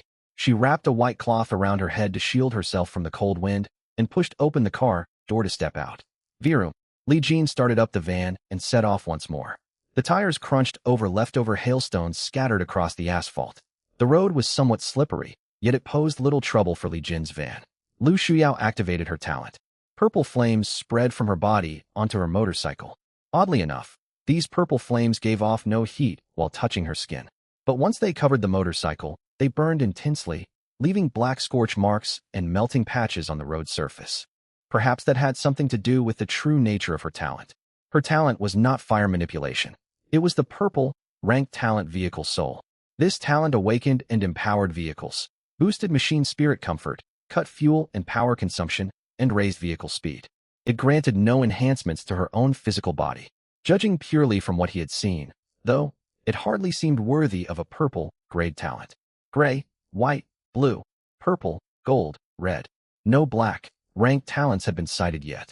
He wondered if others possessed talents of that color and simply kept them hidden. These 6 tiers were the ranking players had summed up from the chat channels. Purple, grade talents were already quite rare and powerful. Still, Lu Shuyao's talent felt somewhat underwhelming. Wait, her talent was vehicle soul. Could its strength depend on the vehicle it was paired with? Li Jin pulled up his vehicle interface. Vehicle, standard 7-seater van upgrade blueprint unlocked after traveling 1,000 kilometers. He had already driven nearly 600 kilometers so far. Given today's conditions, he would not hit that milestone. He would have to wait until tomorrow. Li Jin turned his attention to the 3 new edicts. The first golden tier edict, heavy snow blankets the sky, was out of the question. Deep snow covering the ground would count as a full-scale disaster. While today's sudden rain had been disruptive, it had not been truly lethal. Most players had stockpiled copper coins the previous day, and trading for warm clothing was booming across chat channels. Blizzards of that severity would render travel nearly impossible for vehicles, hurting everyone, including himself. Back-to-back catastrophic weather events would likely wipe out huge numbers of players within Channel 666. Calamitous weather ought to occur intermittently. That way he could reap benefits without causing excessive player casualties, maintaining sustainable progression. Maybe disasters on Mondays, Wednesdays, Fridays, blessings on Tuesdays, Thursdays, Saturdays, and whatever he felt like on Sundays. Edict 2 Silver, slight increase in treasure, chest spawn rate along highways for the day. Edict 3 Silver, higher chance for treasure chests to yield men's, women's, and children's clothing today. Styles are randomized. As for the remaining 2 edicts, with his treasure, chest sprite, either would work for him. Li Jin did not hesitate and selected Edict 2. Extra clothing would not do him much good. Survival pressure might ease later on, and fashionable outfits would become valuable then. Enact Edict. The instant Li Jin confirmed his choice, a building materialized beside the road. Li Jin gently pressed the brakes to avoid skidding and pulled over to observe. It was a plain rectangular concrete building with narrow, small windows resembling rows of narrow eyes. A main door stood at its center, bearing 2 characters, Lodging House. Lu Shuyao brought her motorcycle to a halt as well. She leaned over and tapped on Li Jin's car window. Li Jin rolled it down. What do we do? Lu Xuyao's expression turned odd. She jerked her chin toward the building. Want to go inside and check it out? Sure. Li Jin agreed without hesitation. This was the first proper building they had encountered on this endless highway. They had to see what it was about. Whoa, now Xiaokai tightened her seatbelt. You two go on ahead. I'm staying here. Treasure. Chest sprites keep to proper standards. Li Jin paid her no mind. Parking spaces sat beside the building. They parked their vehicles and walked toward the entrance. Li Jin quietly pulled a pistol from his inventory and tucked it inside his big red cotton padded jacket. Upon reaching the doorway, they found a long table. Leaning against the wall next to it was a blackboard with 2 words chalked onto it. Closed for business. Seriously? It can be closed for business? Lu Shuyao muttered under her breath, then whispered. Should we still go in? It says they're shut. Li Jin hesitated briefly, then made up his mind. We've come all this way. This was the first building they had found on this endless highway. Closed for business did not mean they could not look around. We can take shelter from the weather anyway. Li Jin stepped through the doorway, and after a moment's pause, Lu Shuyao followed. Inside, a sheet of paper lay atop the long table. Li Jin stepped forward and read the title, Lodging House Guest Register. 2 names were already written down. One was Life's Journey, and the other, Yao Yao Lingxian. He's been here. Spotting the player name of Wang Fulai, Lu Shuyao gritted her teeth and slammed her palm against the table. Li Jin picked up the paper for a closer look, the corners of his eyes twitching. Beside each name were notes and recorded spending amounts. Life's Journey had spent 35 copper coins, then skipped out without paying. The note made that fact abundantly clear, written in furious, forceful handwriting. For Yao Yao Lingxian, the spending amount read 0. The note stated, enticed one of our female staff members away. Li Jin, Lu Shuyao. What on earth was going on here? People could skip out on bills, and you could entice NPC staff away. This lodging house had only received 2 guests total. One ran off without paying, and the other lured away a staff member. No wonder it was closed for business. At this rate, the place would go bankrupt. Are we still going further inside? Lu Shuyao whispered again. Footsteps echoed from deeper within the building. A middle-aged woman pushed open an inner door and stepped out. A label floated above her head, Lodging House Proprietress. That was the NPC identifier box. At the same time, a system prompt popped up, formatted like the notifications for looted supplies. Lodging House Proprietress, owner of this establishment. Bound to the building and unable to leave it. A blessing, and also a curse. She glanced at Li Jin and Lu Shuyao, her brows drawing together. We are closed today. No service. Please leave. She appeared around 50 years old, yet had kept her looks well, with only faint wrinkles at the corners of her eyes. She looked indistinguishable from a real human being. Li Jin's mind stirred. This was only the second NPC-type being he had met. The first had been Xiaokai, his treasure, chest sprite. Li Jin found himself wondering. What was their true nature? Lines of code? Artificial intelligences? Or genuinely living beings? What sense of self did they possess? What method had Wang Fulai used to lure that staff member away? Li Jin had never gotten around to asking Xiaokai those questions, but now he intended to dig deeper. Why are you closed? Li Jin frowned, putting on a displeased tone. A business exists to serve customers.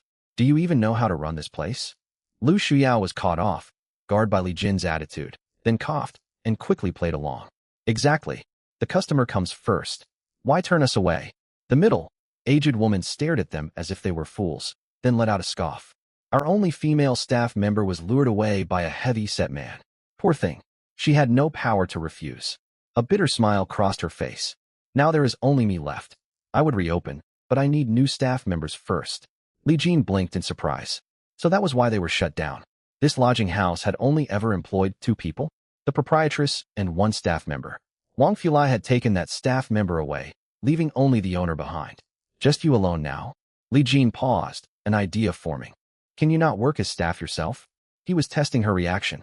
Even Lu Shuyao's expression turned strange at those words, giving Li Jin a scrutinizing side. What? The woman stared, then burst into laughter. You certainly are bold, spoken. Then her smile faded, her expression turning cold. I reserve the right to decline. Please take your leave. Li Jin did not move. You said you need new staff members. Does that mean you hire new people? Where do these new recruits come from? The woman smiled mysteriously, looking at Li Jin with meaningful eyes. Player, exactly what are you trying to find out? Nothing much. Just curiosity. Li Jin shrugged. You don't have to answer if you do not wish to. Some matters are not a matter of willingness. The proprietress's gaze toward Li Jin grew distant, and she waved her hand. Leave. Li Jin pointed at Yao Yao Lingxian's name on the register. I will go since you will not serve us. One last question. When did that man leave? As a rule, we do not disclose information about other players. The proprietress shook her head. As a rule, many exceptions could be made. Li Jin frowned and set a physical gold coin down flat on the table. The currency could materialize as tangible objects. It was a shiny coin with smooth, unadorned faces. Caught off guard by his direct gesture, she answered. 4 hours ago. Understood. Li Jin left the gold coin on the table and turned to walk outside. Lu Shuyao hurried after him. Back out on the highway, Lu Shuyao spoke up. What was all that questioning about?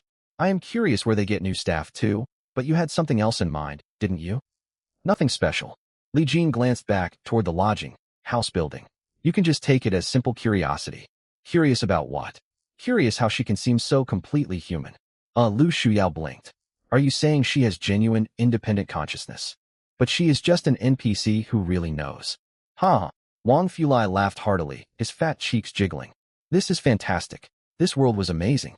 He could do whatever he wanted. Wang Fulai parked his vehicle and walked to the back of his van, grinning as he looked at the woman lying on the bed. For an NPC, getting to come with me is a privilege. Wang Fulai pulled a bottle of water and a loaf of bread from his mini fridge and tossed them over. Eat this. The roads are far too slippery in this terrible weather.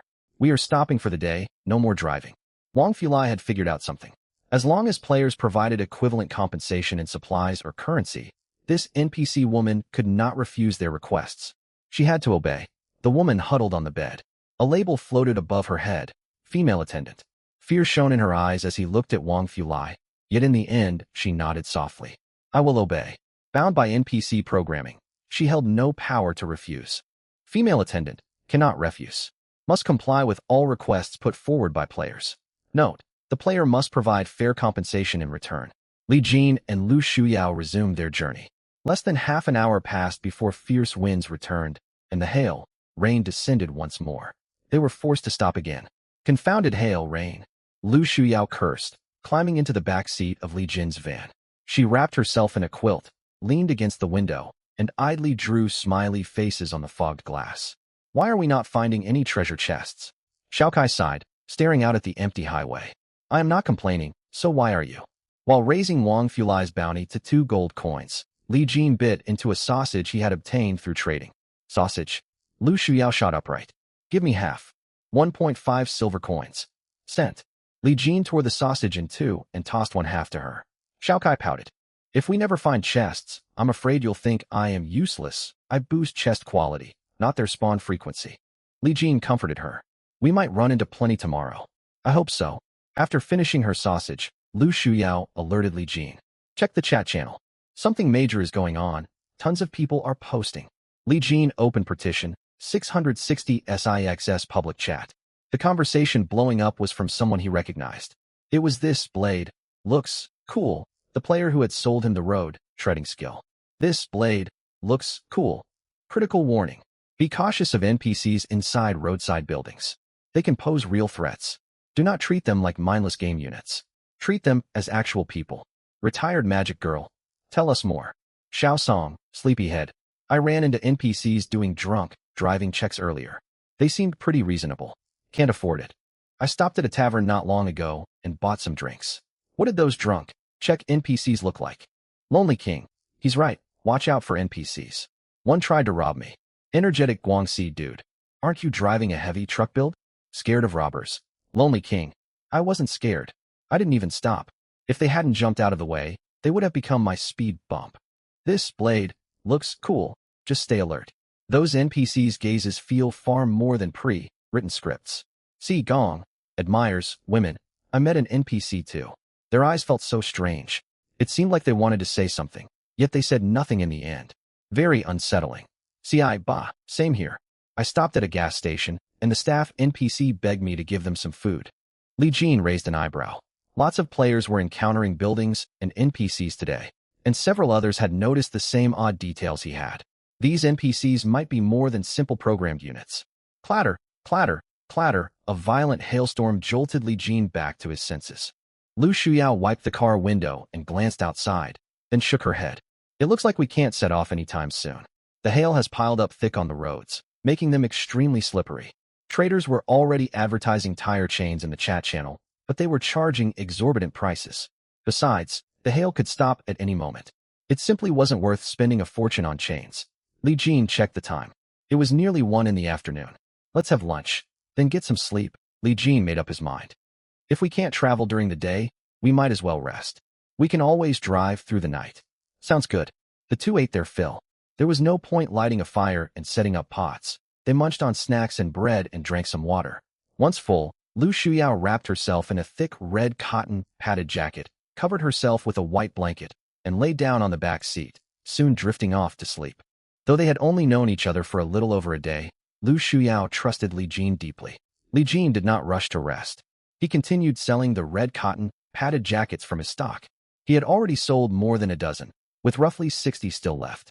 The hail had been falling for around 4 hours, and demand for warm clothing was soaring in the chat channel. Many players had brushed off the sudden temperature drop at first, only to suffer from the bitter cold now. After all, everyone had been wearing light summer clothes when they were transported to this world. Still, the hailstorm was only supposed to last a single day. Li Jin needed to sell off his stock quickly. How about 1 apple for one of your thick cotton jackets? If you offer 5 apples. 3. Deal. I've got a length of cotton rope. I'll trade it for a jacket. Accepted. Scissors for a jacket. Deal. I have 8 units of iron ingots for 1 jacket. Pleasant trade. I have a one-time vehicle maintenance card. It improves a vehicle's condition, though it won't repair existing damage. I want a red cotton jacket plus 1 gold coin for it. I think that's a fair price. Interesting. I agree. After exchanging another dozen jackets, Li Jin started to feel worn out. Most of the private messages flooding in were poor offers, with people trying to trade worthless junk. The temperature dip was hardly a catastrophic event, so few players were willing to pay a high price. Li Jin decided to switch to selling for currency, clearing stock on red cotton jackets. 80 copper coins each. Limited stock, first come first served. After sending the message, he told Xiaokai to keep watch, then tilted the driver's seat back, ready to get some rest. I'm a treasure chest spirit, not a sentry. Xiaokai muttered quietly. Li Jin slept until 3 in the afternoon and woke up to look outside. The hail had stopped. Only light drizzle remained, and the piles of hail on the ground were rapidly melting away in the rain. Li Jin opened the chat channel to search for supplies. More than half of his red cotton jackets had been sold, leaving only a dozen in stock. His current balance stood at 43.8 gold coins. Li Jin spent roughly 5 gold coins purchasing provisions: beef, mutton, assorted canned food, fruit, chocolate, and other snacks. Food was not cheap right now, but Li Jin never skimped when it came to eating well. He knew he was being somewhat extravagant. So what? He no longer had to go to work. Trapped in this survival game, he was finally free. If he could not enjoy himself now, what was the point of that freedom? He understood that this world ran by the law of the jungle, which was why he aimed to grow stronger. Yet power was never the end goal. His true aim was simple: to do whatever he wanted. After stocking up on food, Li Jin selectively bought basic tools: cooking utensils, seasonings, water cups, tea, and coffee. He had grown tired of drinking plain mineral water straight out of bottles. After this shopping spree, his gold coin balance dropped to 33.2. Tomorrow's edict increases the spawn rate of treasure chests. He could not think of anything he urgently needed to buy. Li Jin browsed the trade interface and chat logs, searching for any goods related to treasure chests. Diver who loves the inkfish. I have a golden treasure chest. To open it, you must feed it 99 gold coins. Anyone want to pull resources? We split whatever we get inside. 90. 9 gold coins was an astronomical sum for most players. Traveling 100 kilometers only earned a single gold coin as a reward. Without unexpected windfalls, gathering 10 gold coins would take days of travel. Unsurprisingly, very few people trusted him. Sib a cake, the chest stays in your hands. How can we know what you pull out? What if you hide rare items or refuse to keep your word? Can't afford it. Exactly. Count me out. Blood Demon Sovereign. And what if whatever is inside can't be split evenly? Diver who loves the inkfish. Do you all have so little faith in my integrity? The truth was that no one dared trust others easily, especially when such a large sum of currency was involved. With no one willing to form a partnership, Diver who loves the inkfish simply listed the chest for sale. Diver who loves the inkfish. Unopened golden treasure chest. Price, 150 gold coins. Sib a cake. Are you robbing people? 150 gold coins for one chest. Blood Demon Sovereign. Hold on. You forgot the additional 99 gold coins needed to open it. That means, wait, what's 150 plus 99? 4 attacks on the young lady. 250 minus 1. Pure White Lotus Fragrance. 240. 9 gold coins for a golden chest. Do you take us for fools? Brother Ming with the poisonous goo worms. Sell it to me for 1 gold coin. Think of it as free money for you. Life's journey. I wouldn't take it for free. I don't have the money to open it anyway. Diver who loves the inkfish. You people? This is no ordinary chest. It demands 99 gold coins to unlock. The contents will be extremely valuable, potentially worth over 1,000 gold coins. A total investment of 249 gold coins could yield multiple times that return. Sib a cake. That's just wishful thinking. Classic gambler's mindset. Pure White Lotus Fragrance. Keep dreaming. 4 attacks on the young lady. Even if it really is that valuable, I doubt anyone in the channel can afford it. Ignoring the opening cost, you're asking for 150 gold coins. That means traveling 15,000 kilometers. Who has that kind of time? 1 kilometer earned 1 copper coin. 100 kilometers yielded 100 copper coins, equal to 1 gold coin. 10 gold coins required 1,500 kilometers of travel. 150 gold coins. Cultivating immortality. He's right. I'd say I'm among the fastest travelers in this channel, and I've only managed to save a little over 10 gold coins. Diver who loves the inkfish. Traveling isn't the only way to earn gold coins. Someone might stumble across 100 gold coins out of nowhere, or get lucky and pull piles of gold from wooden treasure chests. Energetic Guangxi guy. Why not say some people have talents that generate gold coins? Can't afford it. That might actually be possible. These messages were posted at 9 in the morning. At 10 o'clock, Diver who loves the inkfish cut the price from 150 to 100 gold coins. By 11, he lowered it further to 99. At 1 in the afternoon, the price dropped to 66. Still, no buyers emerged. Moments ago, he adjusted the price once more, down to 50 gold coins. Li Jin opened a private chat. Would fire end, remember me? I bought a lighter from you before. Diver who loves the inkfish. Oh right, I remember you. Would fire end, sell me the chest. I'll offer 5 gold coins. Diver who loves the inkfish. Are you messing with me on purpose? Would fire end. This is a decent offer. Diver who loves the inkfish. No way. 50 gold coins is my rock bottom price. If you open this chest, the loot will easily be worth far more. I wouldn't be selling if I wasn't desperate for funds right now. Would fire end. I don't have that much money. Diver who loves the inkfish. How much do you have? Would fire end. Only 5 gold coins. All of them, for the chest. Diver who loves the inkfish. You only have 5? Why would you buy it then? You can't afford to open it.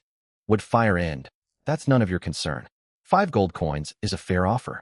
The chest is valuable, but you still need to pour another 99 gold coins into it to open. Apart from me, I doubt anyone will make you an offer. Diver who loves the inkfish. You're wrong. I've gotten loads of private messages. I can barely reply to them all. Would fire end. If it's so easy to sell, why do you keep cutting the price? Diver who loves the inkfish. Fine, I'll be honest. Someone messaged me offering 40 gold coins. A wealthy player. Since we've traded before, I'll sell it to you if you beat that offer. Li Jin shook his head. Would fire end. I don't believe you. Send a screenshot of your chat log with them. Diver who loves the inkfish. Ugh, you're impossible. 30 gold coins. Final offer. Take it or leave it. Would fire end. I already told you I don't have that kind of money. Diver who loves the inkfish. You really don't have more? Damn it. I'm not selling. It's only 99 gold coins. I can earn that by traveling 9,900 kilometers. Li Jin remained unmoved. It sounded good on paper, but the man would never actually do that. 9,900 kilometers was an immense distance for an ordinary vehicle. It could take weeks, even months. He would have to travel non-stop without spending any supplies. Countless risks could arise along the way. The fact that he was trying to sell proved gold coins were a scarce resource for him, forcing him to offload the chest quickly. Would fire end. 10 gold coins. Diver who loves the inkfish. Get lost. Not selling. Would fire end. 11. Diver who loves the inkfish. I said get lost. I'm keeping it. I'll open it myself. I'll pull treasure worth 1,000 gold coins and make all of you jealous. Would fire end. 12. I had to borrow part of this from a friend. I can't go any higher. More than 10 seconds passed before the other person replied. Diver who loves the inkfish. Get lost. Would fire end. 13. My friend agreed to lend me a little extra. Diver who loves the inkfish. Are you going to keep haggling forever? Would fire end. Sigh? Very well. If that's how it is. Li Jin simply waited. 10 seconds. 30 seconds. 1 full minute. Diver who loves the inkfish. Why did you stop raising your bid? Would fire end. I said I have no more coins. Diver who loves the inkfish. Could you try scraping together a little more? Would fire end. 15 gold coins. Diver who loves the inkfish. Deal. You're getting a bargain. Would fire end. Don't put it that way. You should be thanking me for taking this chest off your hands for 15 gold coins. Diver who loves the inkfish. The locked golden treasure chest appeared on the trade panel. Trade successful. 15 gold coins were transferred over, and a golden treasure chest roughly the size of a wash basin materialized inside Li Jin's storage space. My storage space is nearly full. His initial storage space was only 1 cubic meter. It was enough for small items, but large objects were starting to crowd it. Li Jin pulled the chest out of storage. It shimmered with golden radiance, studded densely with diamonds and gemstones, looking undeniably precious. Its most striking feature was the golden toad head forming the lock mechanism, jaws wide open. A screen embedded on the toad's head displayed the number 99. A system notification echoed in Li Jin's mind. You have obtained locked golden treasure chest. Opening requirement. Feed 99 gold coins. The golden toad will depart, and the chest may be opened. Lu Shuyao rubbed her eyes as she woke up on the back seat of the van. She stared curiously at the glowing chest in Li Jin's arms. Isn't this the chest that was being sold in the group chat? That's right. Li Jin nodded. You bought it. Lu Shuyao stared in shock. How much did you pay? 15 gold coins. You're quite the negotiator. Lu Shuyao muttered, then frowned. Wait a minute. Where did you get so many coins? Besides, you still need another 99 gold coins to open it. Do you have enough left? How much gold do you have? Li Jin asked suddenly. Lu Shuyao drew back cautiously. Why do you want to know how much money I have? We can go in together. We split whatever valuable items we get. My savings aren't even enough for a fraction of the opening cost. Don't get any ideas. Lu Shuyao swallowed. Every coin helps. Li Jin glanced at the light rain falling outside, then suddenly pushed open the car door and stepped out. Hey, where are you going? I'm going to test if there's another way to open this chest.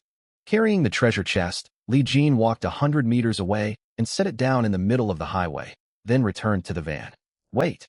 Lu Shuyao had no time to react before the van surged forward. Bang! The chest was sent flying, spinning through the air before crashing onto the asphalt. Li Jin hurried over to retrieve it. Shame.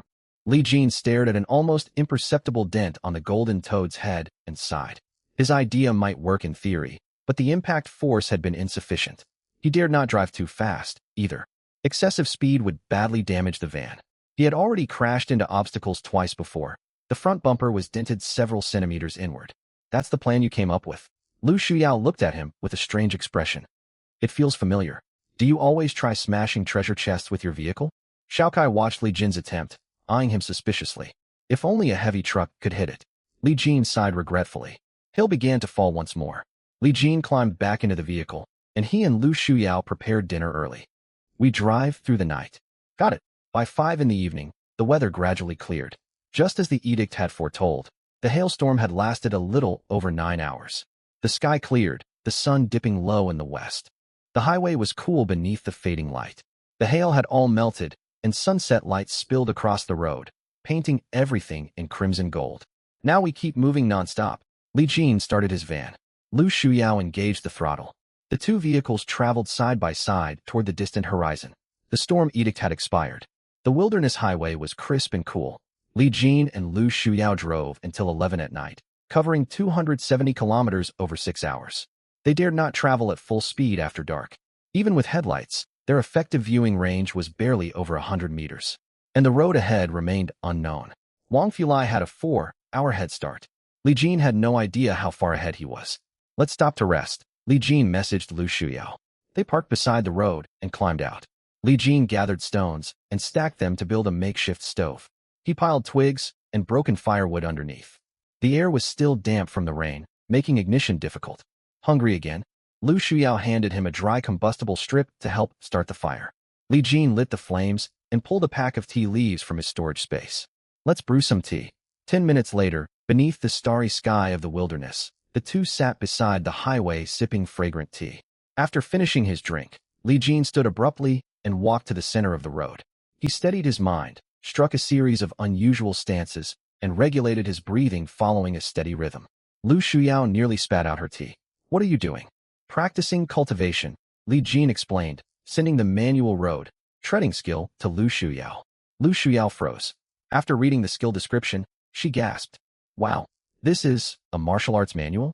It sounds unbelievable. Comprehend the Tao rhythm of the endless highway. Have you gained any insight?"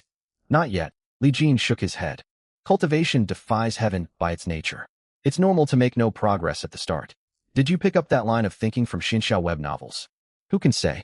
Practicing can't hurt. You have a point. Lu Shuyao stood up as well. She followed the instructions in the manual, adopting specific postures, calming her mind, and stretching out her breathing to match the rhythm. The two began cultivating together. Their movements resembled Tai Chi at first glance, yet differed upon closer look. Sometimes they paced slowly along the highway with narrowed eyes. Other times they crossed back and forth, seemingly trying to grasp some hidden principle. From a distance, the sight looked rather odd. After practicing for more than half an hour, Li Jin frowned in frustration. He had made zero progress. Tao rhythm, his foot. What kind of Tao rhythm could this plain highway hold? Was his comprehension too poor? He would need to ask this one/as handsomely later. Ask if he offered after-sales support for the skill. Li Jin sat down to rest and checked the time. 2 minutes remained. The third day would begin at midnight. He exhaled and walked toward the rear of the van. "Where are you going?" Lu Shuyao called out quickly. "I need to relieve myself," Li Jin replied without turning around. 2 minutes later, Li Jin leaned against the van after returning. "The tax collector has issued a new edict for all survivors in this channel. Population of Zone 666 channel yesterday, 965,384 people. Deaths, 49. Survival tax collected, 965,335 copper coins total. Converted to 9,653.35 gold coins. 99% allocated for public use. Remainder rounded to 1 decimal place. 96.5 gold coins, awarded to the tax collector. 49 deaths the previous day. The gold coin payout matched the last announcement. Li Jin's gold coin balance rose to 139.7 gold coins. This was an enormous fortune. Li Jin was convinced his savings were among the best. Taking a deep breath, Li Jin looked at the new edicts and froze. Color-coded edicts had appeared. Edict 1 Silver. Violent gales will sweep across the highway tomorrow. Red sand from the desert will swirl upward, forming a massive sandstorm that blots out the sky. Take precautions against wind. Edict 2 Gold. Numerous surveillance cameras and intersections will temporarily appear along the highway. The universal speed limit will be set at 60 kilometers per hour. Traffic lights must be obeyed. Violations will result in fines. Edict 3 Prismatic. A 3-day perpetual night descends. Once the sun dips below the horizon tonight, it will not rise again at dawn tomorrow. The perpetual night will last 3 days. No new edicts will be issued during this period. While the perpetual night persists, side roads will emerge, drastically raising the chance of encounters between players. The frequency of buildings, all varieties of creatures, and special facilities will also increase. Due to the 7-day novice protection period, dangerous buildings and creatures will remain hidden. But human nature cannot be concealed. A 3-day perpetual night. Li Jin's heart stirred. This was an excellent opportunity. The first 2 edicts were neutral at best. Sandstorms and surveillance cameras offered him no advantages. They brought trouble to everyone. But this 3-day perpetual night, a 3-day stretch of darkness alone would not merit a prismatic edict. It seemed that, thanks to the novice protection period, this edict was practically a boon. Of course, as the edict stated, hazardous structures and monsters could be kept out of sight. Yet human greed and conflict would remain. With more players crossing paths, clashes were inevitable. Even so, he still had to choose it. He would spend the rest of the day growing stronger, then brace for the coming perpetual night. Enact Edict 3. Edict 3 has been enacted. It will take effect tomorrow dawn. What are you daydreaming about? Lu Shuyao finished practicing the path, treading skill. Beads of sweat forming on her forehead.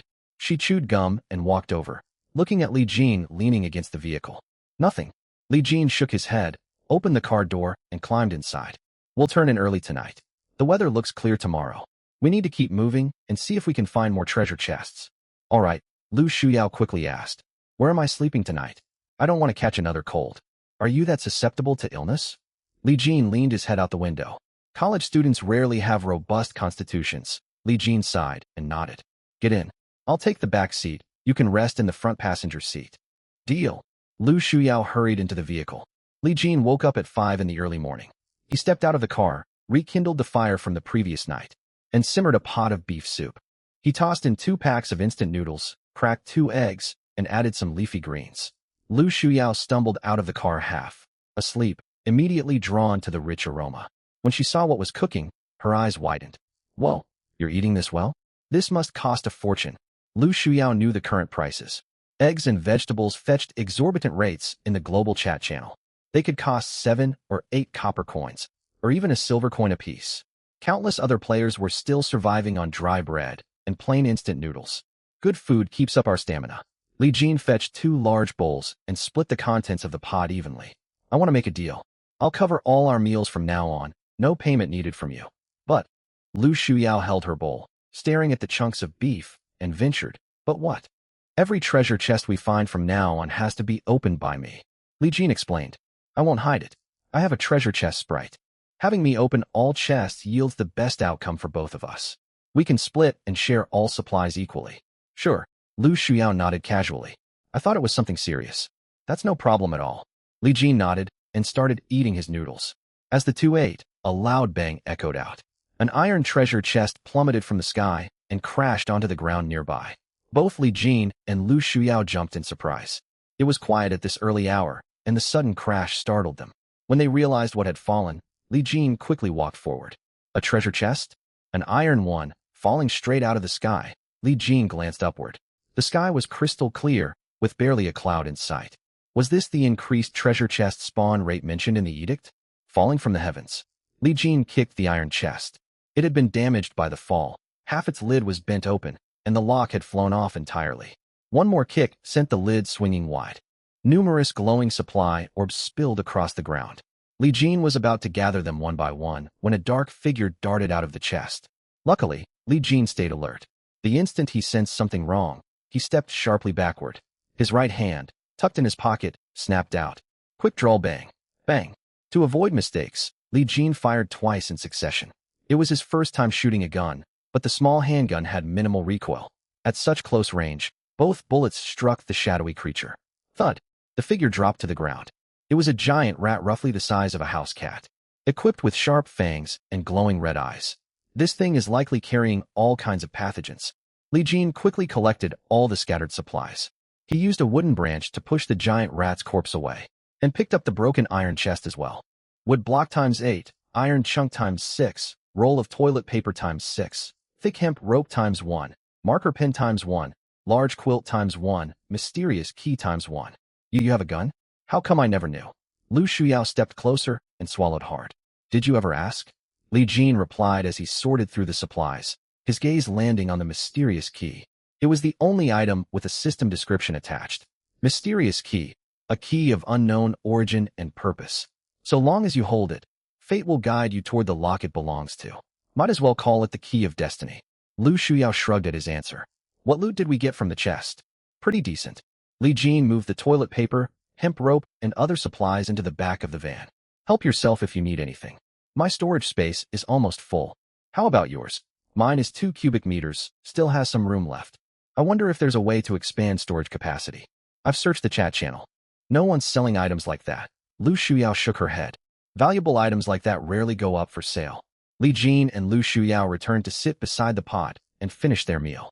10 minutes later, Fully rested, they set off once more. The effects of yesterday's edict had completely faded. Temperatures climbed rapidly, returning to the extreme heat of the first day. By 9 o'clock, the sun hung high overhead, scorching the land. Another treasure chest appeared ahead of them. A wooden chest. Li Jin did not slow down. He drove straight into it, smashing the wooden chest to pieces. Water cup ×1, band, aid ×10, wood block ×3, can beer ×1, precision alloy ×1. He gathered the scattered wood blocks into the vehicle and continued onward. At 10:30, a brass treasure chest came into view. It was not on the highway, but dozens of meters deep within the wilderness. Li Jin and Lu Shuyao pulled over to the side of the road and stared at the chest. What's the plan? Lu Shuyao glanced out at the empty red desert. Go retrieve it. The system never stated the wilderness is dangerous, but it also warned us we bear all consequences for venturing inside. Li Jin thought for a moment, walked to the rear of the van, and fetched the hemp rope. It's not long enough. I have another rope. Lu Shuyao handed hers over. Li Jin tied the two lengths together. He opened the chat channel and spent 15 copper coins to buy a large fishing hook. Securing it to the end of the rope, he spun the rope overhead and hurled it forward. Unfortunately, his strength was limited. The weight dragged the rope down before it could reach far, and it fell to the ground only a dozen meters away. Now what? Lu Shuyao picked up a rock and tossed it into the wilderness. The stone rolled across the sand without triggering any visible reaction. Honestly, I don't think there's much danger out there. Lu Shuyao planted one foot onto the desert sand. I've seen players in the chat channel venture hundreds of meters into the wilderness. We don't need to be overly cautious. No amount of caution is excessive when facing the unknown. Li Jin frowned, then walked back to the van and pulled open the front passenger door. Huh. Xiao Kai, sitting in the passenger seat, was startled. What's wrong? Come out. Help me tie something. Pardon. Xiao Kai stared blankly at the rope Li Jin handed her. I'm a treasure chest sprite. Take it. Li Jin placed the fishing hook in her arms. Fly over and hook that chest for me. Xiao Kai silently grabbed the rope and flew toward the wilderness. She had traveled roughly another dozen meters when the red sand beneath her suddenly erupted. A dark shape burst out of the sand and passed straight through Xiao Kai. Fortunately, Xiao Kai was immune to all physical attacks. The creature flew past her and landed further away. It was a jet, black beetle shaped like a bullet, with spindly limbs and a cylindrical body. It burrowed back into the sand and vanished. There really are hazards out here, Lu Shuyao murmured in surprise. What do you think killed all the players on the first day? More than 20 players had died on day one. Heatstroke could not account for all of them. Even with the novice protection period, danger still existed. Wait, how do you know players died on the first day? Lu Shuyao blinked.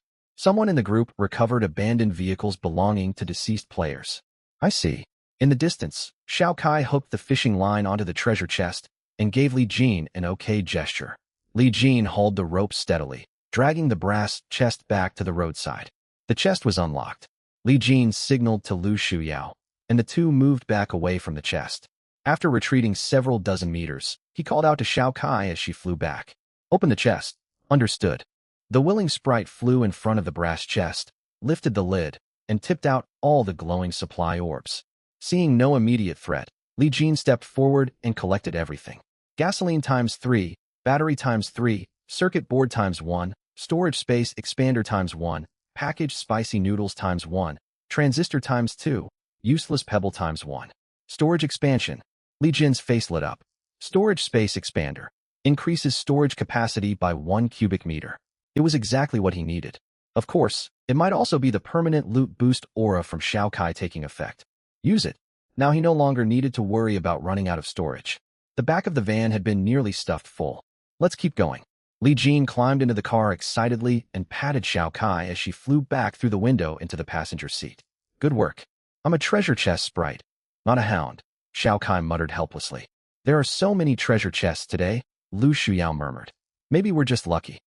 Li Jin and Lu Shuyao set off again. Around 11 o'clock, Lu Shuyao sent him a private message, and they pulled over. What's up? Li Jin rolled down the window. Lu Shuyao patted the motorcycle beneath her. I unlocked the vehicle upgrade blueprint. Both Li Jin's van and Lu Xuyao's motorcycle unlocked upgrade blueprints after traveling 1,000 kilometers.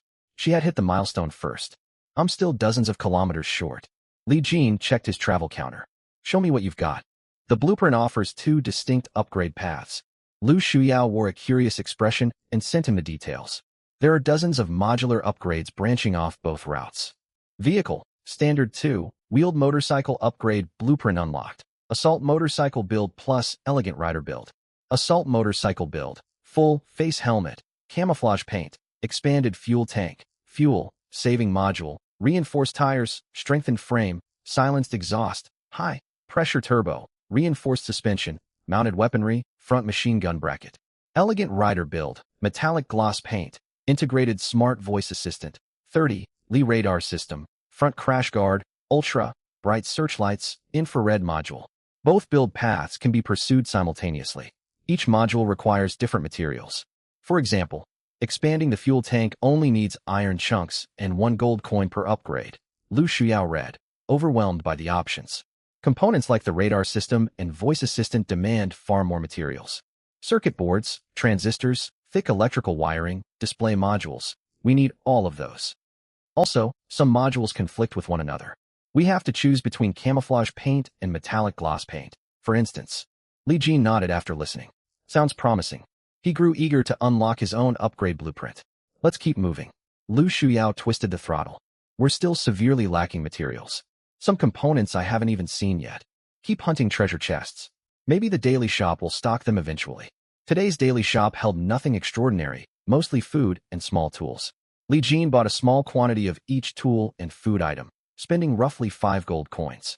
He still had 134.7 gold coins remaining. Everyone in the chat channel is talking about how many more treasure chests are spawning today, Lu Shuyao messaged privately. Really? Let me check. Li Jin replied and opened the global chat channel. Brother Ming, holy hell. I found a diamond treasure chest. I got an amazing rare item out of it. Siba Cake, I'm jealous. I opened a wooden chest and got swarmed by wasps. Nearly got stung to death. Everyone be careful opening chests. Blood Demon Sovereign. Same here. I let my guard down. A zombie kangaroo jumped out and punched me twice. Can't afford it. I found 3 chests in a row. One dropped over a dozen bottles of liquor. Anyone interested? 1 gold coin each. Siba Cake. Price Gouger. Fate Defier who rules eternity. Ha! I knew it. I'm the main character. I pulled a golden supply orb, a small green vial. Let's see what it does. Dark Prophet. Oh my god. I got an epic item. Can't afford it. Wait, are there foreign players? Siba Cake. Has anyone else noticed how unusually many treasure chests are appearing today? Lonely King. I've noticed. I've opened several back-to-back. Active Daily Edict. Spawn rate of treasure chests along the highway increased. Interesting. Guan Xiaoyu leaned against her dark, menacing custom convertible, sipping water as she scrolled through the chat. Retired Magic Girl. The chest spawn rate really does seem higher. Maybe it's a novice period bonus. Yesterday, she had leveraged her unique ability to view hidden edicts to spread information and earn a large profit. That trick would only work once. If she claimed she could predict the weather again now, no one would believe her. Still, Guan Xiaoyu grew increasingly curious about the figure known as the Tax Mandate Overseer. Was this entity some kind of program? An NPC? An avatar of the system itself? She had no answer, but she looked forward to the next edict. So far, her talent of seeing hidden edicts felt rather lackluster. She hoped the Tax Mandate Overseer would release more edicts that created opportunities for her to seize advantages. At 10:45, Li Jin finally completed 1,000 kilometers of travel. Vehicle, Standard 7, Cedar Van Upgrade Blueprint Unlocked Standard Upgrade Modules. Extra, thick bulletproof windows, vehicle air conditioning, frame reinforcement, expanded fuel tank, stealth camouflage, mounted weapon bracket, vehicle horn, off, road tires, roof luggage rack, integrated voice assistant. Tax Mandate Overseer exclusive vehicle upgrade modules, disciplinary horn, official transit authorization, exclusive upgrades. Li Jin blinked. Alongside the standard upgrade options similar to Lu Shuyao's, he had access to 2 unique modules. Disciplinary horn, official warning horn of the Tax Mandate Overseer, emits a mild mental shock to living targets, inducing unease and impaired coordination, making it easier to intercept, block, and ram targets. Upgrade requirements. 3 completed edict enforcement records, circuit board ×1, transistor ×3, precision metal ×3, assorted thick and thin electrical wiring. Official transit authorization pass. Automatically verifies identity at official checkpoints, sobriety stops, and road blockades. Grants priority passage and avoids routine inspections. Taste the power of authority. Upgrade requirements. 5 completed edict enforcement records, precision alloy times 3, transistors, gold coins times 3. Edict enforcement records? So upgrading required sufficient experience carrying out edicts, on top of materials in gold. Both upgrades were highly desirable. One functioned as a sonic deterrent, the other provided special privileges at official checkpoints. The next tier of upgrade blueprint requires traveling 10,000 kilometers. That would take at least half a month. It was not an urgent concern for now. His priority was gathering the materials needed for upgrades. Keep searching for treasure chests. Li Jin read over the blueprint details without stopping the vehicle. He and Lu Shuyao continued traveling along the highway and halted to rest at 12:30. Lu Shuyao was drenched in sweat from the blazing sun. She climbed into the back seat of Li Jin's van and waved her shirt to cool herself down. The van was stifling, however. There was no air conditioning. I think. Lu Shuyao tugged at her shirt to circulate air. You should consider installing air conditioning. My blueprint unlocks a vehicle air conditioning module too. Li Jin shook his head.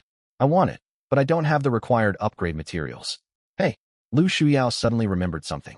The game rules mentioned a night market opens on the 3rd night after arrival. That's tonight, right? That's correct. We don't know what goods it will offer yet. Hopefully it stocks upgrade materials. The two drank water and ate a simple meal, rested for 30 minutes, then set off once more. They drove until 1:30 in the afternoon before stopping. 3 treasure chests sat directly across the highway. 1 wooden, 1 brass, and 1, a chest made of acrylic plastic. Li Jin rolled down his window and exchanged a glance with Lu Shuyao. Lu Shuyao smiled at the sight ahead. Our luck is incredible. I've never seen a plastic treasure chest before. The transparent acrylic chest allowed them to see dozens of glowing supply orbs inside. None were golden, yet it was clearly packed with plenty of loot. Perhaps our luck stacks when we travel together, Li Jin guessed. For most teams, stumbling on 3 chests at once could easily turn into trouble. Disputes over dividing the loot often sparked conflict. Wait for me a moment. Li Jian got out of the vehicle and walked to the front, opening his upgrade interface. Earlier that morning, he had obtained 3 units of precision metal from a treasure chest, along with 1 gold coin. It was exactly enough to upgrade the bumper module. Upgrade. This was Li Jin's first upgrade. Just like in a game, the van's front bumper glowed faintly. The dents on its surface vanished, leaving it looking brand new. Bang! Bang! Li Jian knocked on it with his knuckles and nodded in satisfaction. Now he could ram treasure chests without hesitation. He could also ram other players or vehicles if needed. Climbing back into the van, Li Jian slammed his foot all the way down on the gas pedal. Crash! Amid the impact, 3 treasure chests went flying simultaneously, bursting open midair in a shower of items. Instant noodle packs times 3, useless marble blocks times 2, black garbage bags times 20, boiled egg times 1, transistors times 3, thin wires times 5, precision alloy times 1, iron ingots times 4, silver coins times 12, gold coins times 4, dried tofu snack pack times 1, digestive tablets times 10. There was plenty of loot. Most of it was miscellaneous stuff with no huge surprises, yet all of it was plenty useful. After gathering all the supplies, the two set off again. They traveled until 6 o'clock in the evening. Along the way, they opened 7 more treasure chests. None were rare variants, such as golden chests. The highest tier they found was a single brass chest. Still, they had Xiaokai, the treasure chest spirit, with them. No exceptionally rare materials dropped, but they collected a large assortment of miscellaneous resources. This was enough to put Li Jian in a good mood. In terms of food, they looted a sack of rice and cured meat, quite rare finds. For tools, they gained a handsaw and a tire repair kit. Many other assorted items turned up as well. At 7 o'clock, the sky dimmed as the sun sank below the horizon.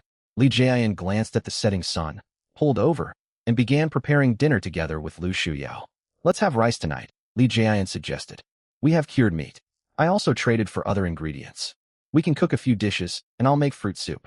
Lu Shuyao swallowed hard, unable to hold back her grin. I never thought we'd get to enjoy 4 dishes and a soup out here.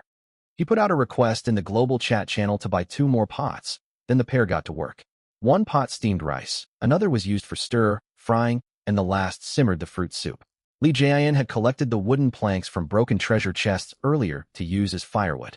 Moments later, 3 fires burned beside the highway. The aroma of steamed rice filled the air.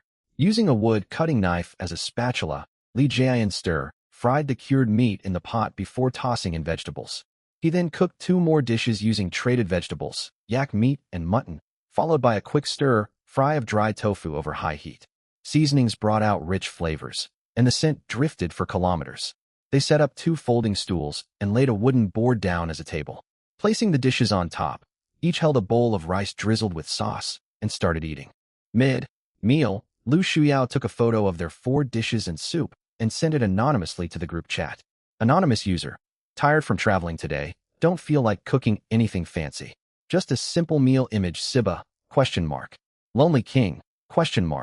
Retired magical girl, ? Ingy Gu, ?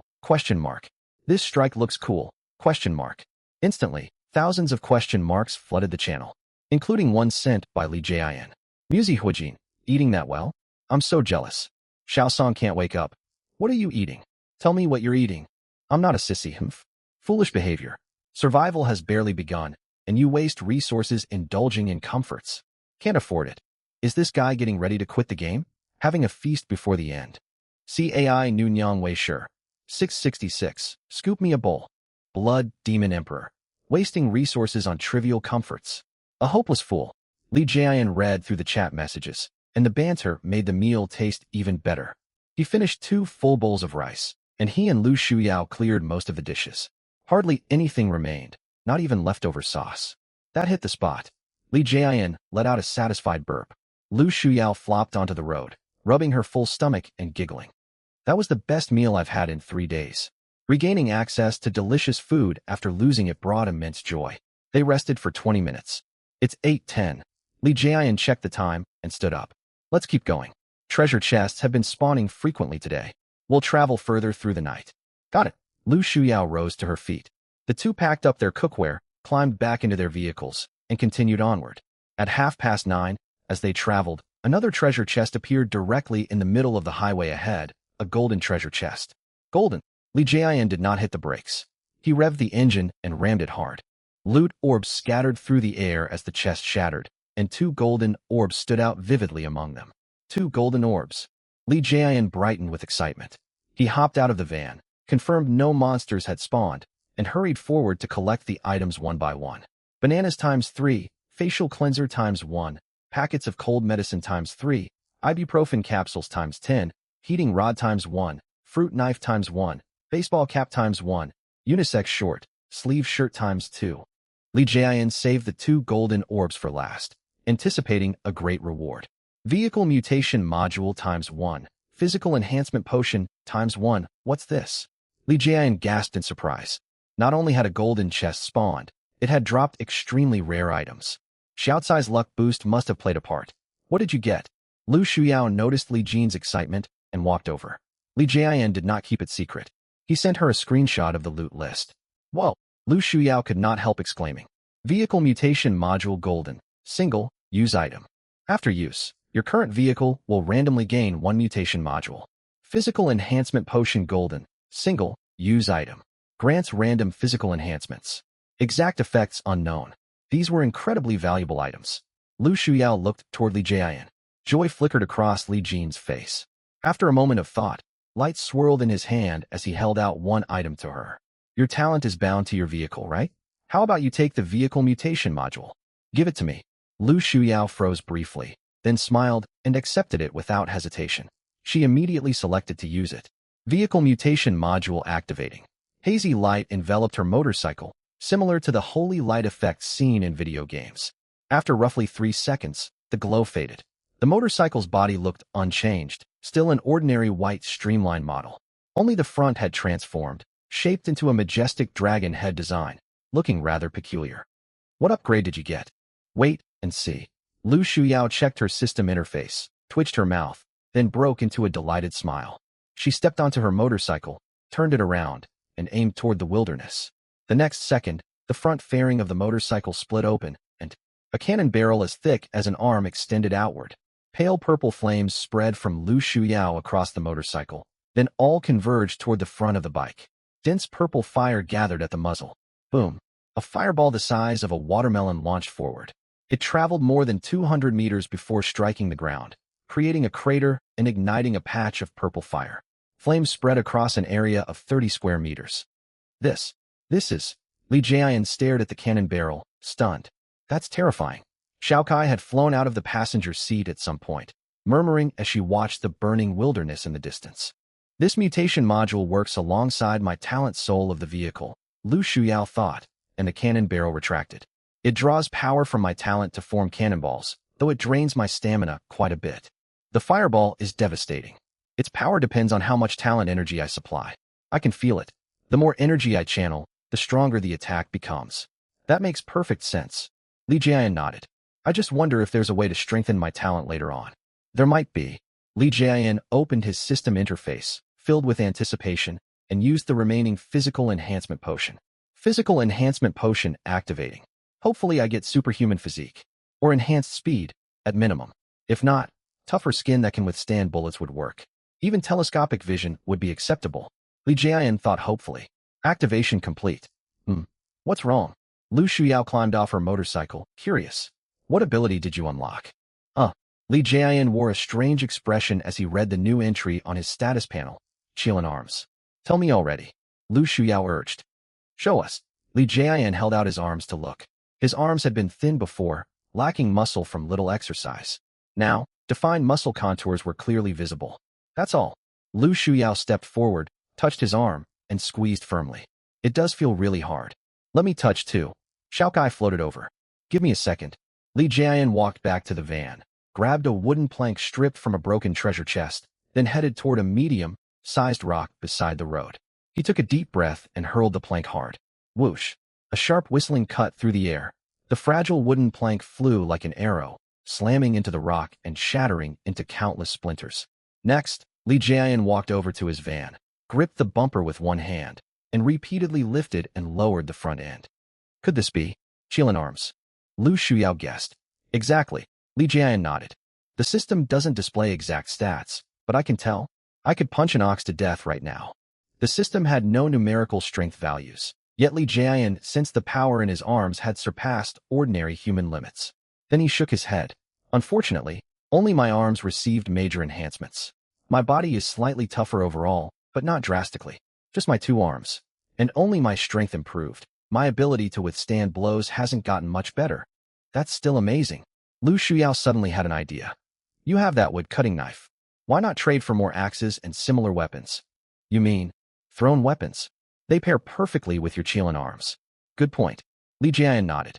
He rotated his arms like Guan Yu limbering up in the historical drama, and when he threw a punch, a clear rushing sound echoed through the air. Let's keep moving. After growing accustomed to their new abilities and calming their excitement, the two continued traveling until 11 o'clock at night. Along the way, they opened 2 more wooden treasure chests and gained additional food and tools.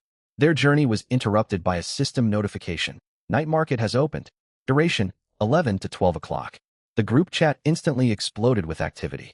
The night market is open. Only 1 hour long. Hurry and check. Who knows when the next night market will appear if we miss this one.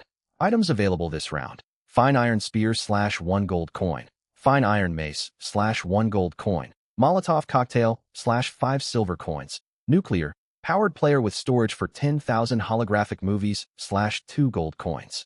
Vehicle maintenance card /2 gold coins. Minor vehicle repair card /3 gold coins. Severe vehicle damage repair card /6 gold coins. Wrecked vehicle restoration card /9 gold coins. Nuclear flashlight /1 gold coin. Nuclear retro game console 10,000 classic games /1 gold coin. Nuclear automatic sewage processor /2 gold coins. Tavern free voucher /1 gold coin. Entertainment venue free voucher /1 gold coin. Internet cafe free voucher /1 gold coin.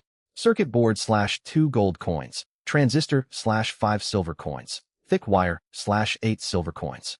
Li Jian pulled over. Lu Shuyao climbed into the van's back seat, eyes wide. The night market has such a huge selection. What should we buy? Get a variety of supplies. A variety? Lu Shuyao blinked. Yeah, better safe than sorry. Li Jian scanned the full list of goods. All these items will be useful sooner or later. Resources like circuit boards and thick wire needed for vehicle upgrades are worth stockpiling heavily. When you say a variety, does that include the movie player and game console? Lu Shuyao asked. Why not? I liked watching movies and playing games to unwind after work before this. Li Jian shrugged and began purchasing items. Counting earnings from traveling and treasure chest loot collected that day, He now possessed 161 gold coins, plus numerous silver and copper coins. 3 fine iron spears. For Molotov cocktails. Grab the player and game console. One of each maintenance and repair card as backup. 2 nuclear flashlights and the sewage processor. One of each activity voucher. That totals 33 gold coins. I'll stock up on more vehicle upgrade materials too. Once the 3-day Eternal Night directive concluded, he would have experience completing 3 directives, allowing him to upgrade his vehicle module Honking Retribution. After finishing his purchases, Li Jiayan checked the time and turned to Lu Shuyao in the back seat. Are you eager to sleep? Not really. Lu Shuyao shook her head. Why? Li Jiayan pushed open the van door and stepped outside. An item materialized in his hand, the holographic player. He tapped its controls, and a crisp holographic projection unfolded. The resolution is incredible. What a great item. Li Jiayan selected an old film and took out snacks. He patted the ground beside him and beckoned Lu Shuyao, who had climbed out of the motorcycle. Come on, let's watch a movie together. Aren't we getting an early start tomorrow? No rush. Li Jiayan shook his head. No need to push ourselves. They traveled extra far today because treasure chests spawned frequently. But the sun would not rise again for the next 3 days. The 3-day Eternal Night was coming. There was no need to hurry. As a tax collector of the world, he deserved to enjoy himself. What movie? Lu Shuyao sighed and sat down beside him. The £1,000,000 banknote, an old classic. Li Jiayan and Lu Shuyao stayed up until 1 o'clock in the morning finishing the film. Weary, they climbed into their vehicles, wrapped themselves in blankets, and prepared to rest. I need to find a proper bed tomorrow. Sleepiness washed over Li Jiayan, but he did not forget to give Xiaokai instructions. Keep watch. As a purple tier pet, Xiaokai boosted treasure chest spawn rates and could stand guard without sleep. She was extremely useful. I'm not just a sentry. Xiaokai sighed, flying out the window to perch on the van roof. She stared out at the endless highway and wilderness swallowed by darkness. Her legs swayed gently. Lost in thought, she hummed a quiet tune to herself. Eternal Night. Guan Xiaoyu had traveled a long distance that day. While attempting to open a treasure chest, she encountered another player. The two fought over the loot. Guan Xiaoyu killed the rival, but her right arm was wounded, sliced open by the opponent's dagger. She had already settled down to rest, yet the newly released directive jolted her awake. The new directive announced a 3-day Eternal Night. It was even a colored tier directive. 3-day Eternal Night begins. Forked roads will appear. Encounter rates between players increase sharply. Buildings, wildlife, and special facilities will spawn far more often.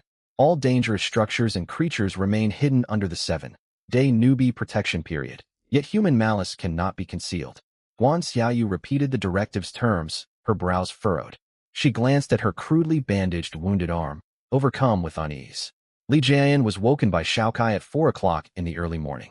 Someone is coming. Xiaokai hurried to rouse Li Jiayan. Lu Shuyao woke instantly. She jumped out of the van and rushed to her motorcycle, staring down the highway behind them. A beam of light materialized roughly 200 meters away, steadily drawing closer. Vehicle headlights.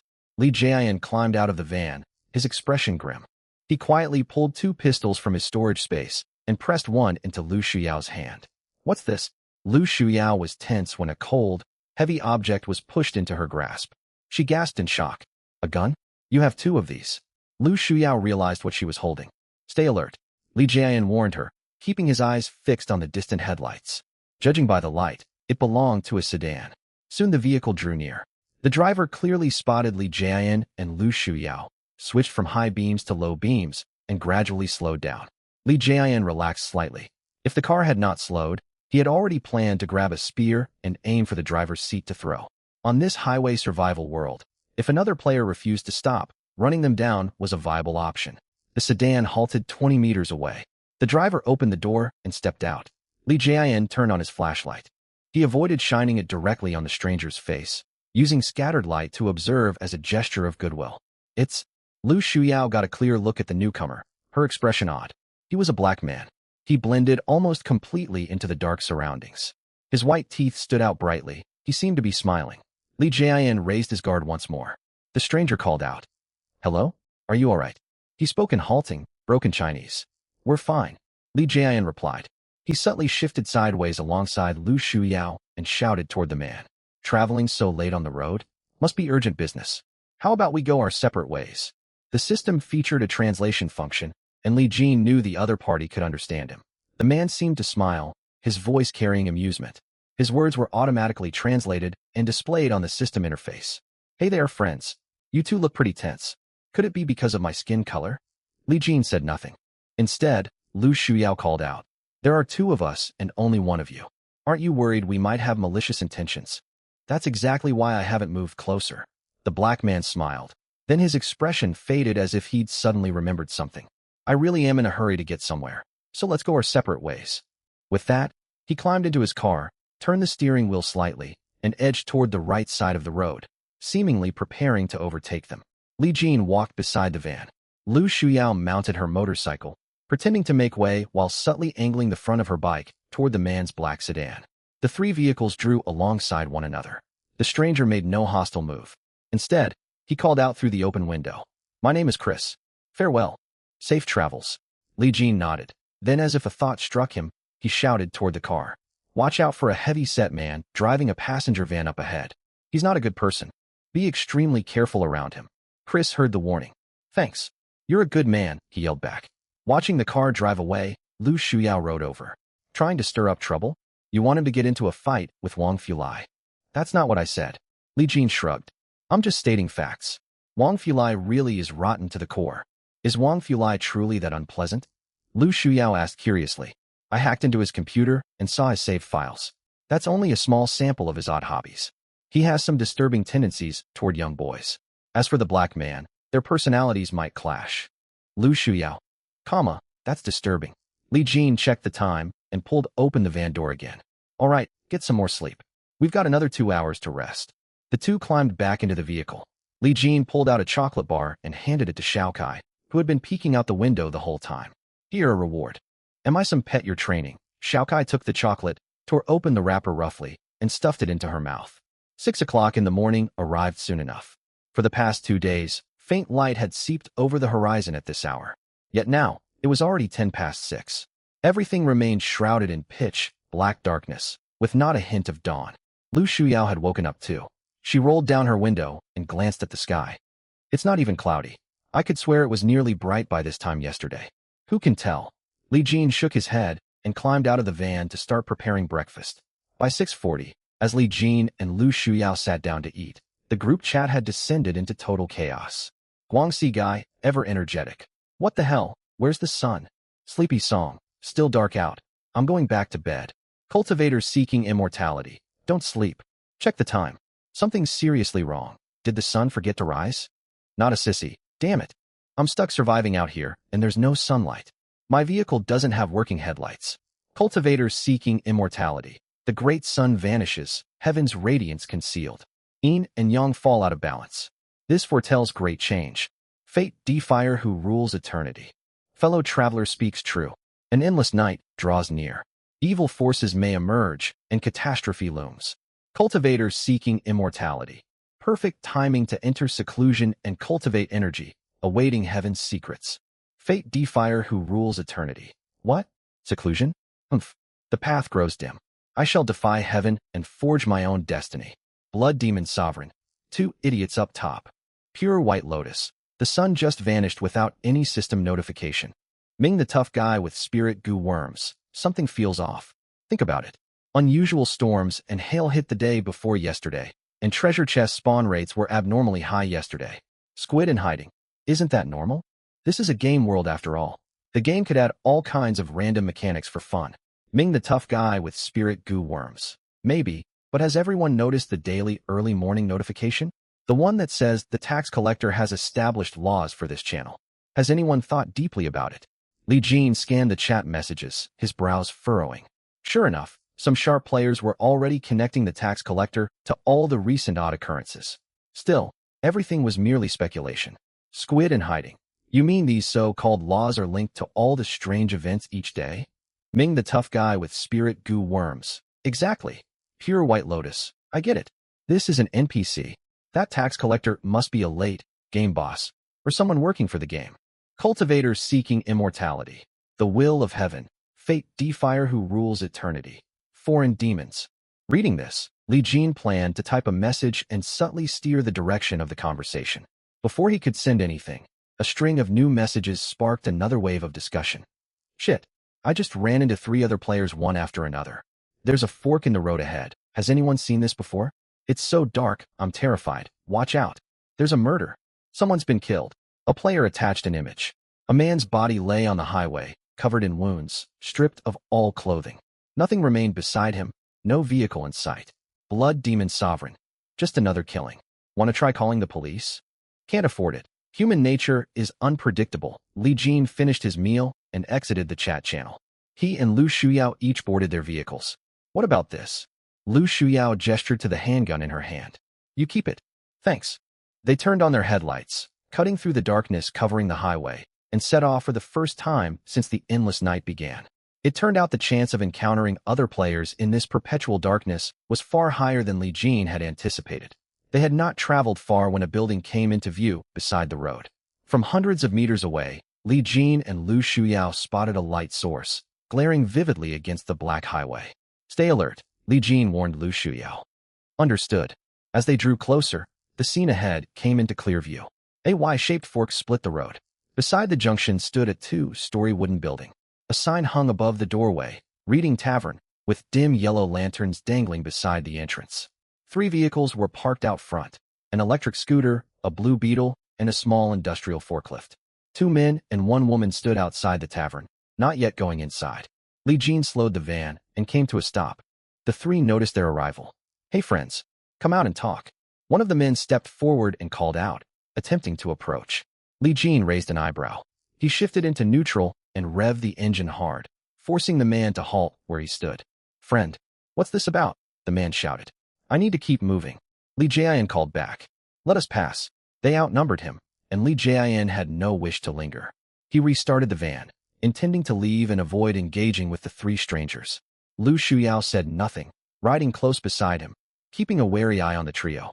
Then suddenly, a soft sound rang out. Immediately afterward, the van's tires began sputtering and rattling. Li Jin's expression turned sharp. He gently braked, gripped the steering wheel firmly, brought the vehicle to a stop, and jumped out to check the tires. A flat tire. Li Jian stepped forward to inspect it, his gaze freezing. Several nails were embedded in the rubber. Looking further across the road, he saw hundreds more nails scattered across the pavement. The 3 people walked over. The leading man let out a loud laugh. Buddy, looks like your vehicle isn't going anywhere for a while. How about we have a chat? Help us check out this tavern. Where did the nails come from? Li Jin asked calmly. Lu Shuyao stayed on her motorcycle, stopping a short distance away, angling her bike subtly toward the group. The nails? These. The man glanced at the scattered nails and smiled in satisfaction. Just a small trick. Times are harsh, and no one wants to stop and talk these days. I had to find a way to make people stay. As the saying goes, when friends come from afar, make them stay a while. Hey, the burly man beside him wore no smile, his voice cold. Don't be stubborn. We only need you to help us with one thing. What kind of help? Li Jin closed the van door, pushing Xiao Kai, who had peeked her head out to watch, back inside. But the group had already spotted Xiao Kai. They also saw the NPC tag floating above her head, Treasure Chest Spirit. They could not see her specific abilities, yet they clearly recognized she was a valuable asset. A treasure chest spirit? The woman beside them brightened, quickly turning to the leader. Brother Lu, that looks really valuable. Must be some kind of game pet. We should take it. Interesting. Brother Lu smiled, sizing up Li Jin and then Lu Shuyao. Humph, these 2 pose no threat, he thought. One looked like an overworked laborer, the other a recent college graduate. With that thought, Brother Lu grinned. A long spiked dagger materialized in his hand. He twirled it between his fingers, his eyes turning vicious. I can be quite reasonable. Let me put it this way. I'm starting an organization and looking to recruit members. Are the 2 of you interested in joining? You mean a gang, Li Jin corrected him. Reasonable. Lu Shuyao let out a scoff. More like a street tough. Humph. The woman behind Brother Lu snorted. Brother Lu, we can keep the man. This woman should be dealt with here. She's far too sharp-tongued and can't be trusted. She glared fiercely at Lu Shuyao as she spoke. You intend to kill us, Lu Shuyao said. Cut the chatter. This isn't the real world.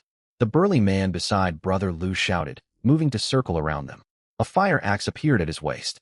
He was unnaturally tall and heavily built. You're not bad-looking, girl. Obey me, and things won't turn ugly. My talent strengthens my physique. Don't force this axe to make a choice act. He spoke arrogantly, glancing toward Brother Lu as he talked. It seemed he was not fully a subordinate, quietly competing for standing. The next instant, bang! Without hesitation, Li Jin pulled a handgun from his storage space, aimed at the burly man, and pulled the trigger. Ayah! The man collapsed screaming, clutching his neck. He twitched for barely 3 to 5 seconds before falling still. It was clear his enhanced physique talent offered no protection against bullets. After firing, Li Jin instantly used the Vandor as a shield and took another shot at Brother Lu. His aim was poor, and the bullet only struck the man's leg. Moments later, Lu Shuyao gritted her teeth and fired 3 shots in quick succession. Unfortunately, all 3 missed. Sparks flew off the asphalt where the bullets hit. Brother Lu reacted the second Li Jin opened fire. Swearing loudly, he rolled to dodge. Dragging his injured leg, he pulled something from his pocket and hurled it toward them. Light was dim, and Li Jin could not make out what the object was, yet he knew he could not let it land near them. He retrieved a useless pebble he had collected from his storage space. He had looted quite a few of these before. Whoosh! Li Jin swung his arm hard.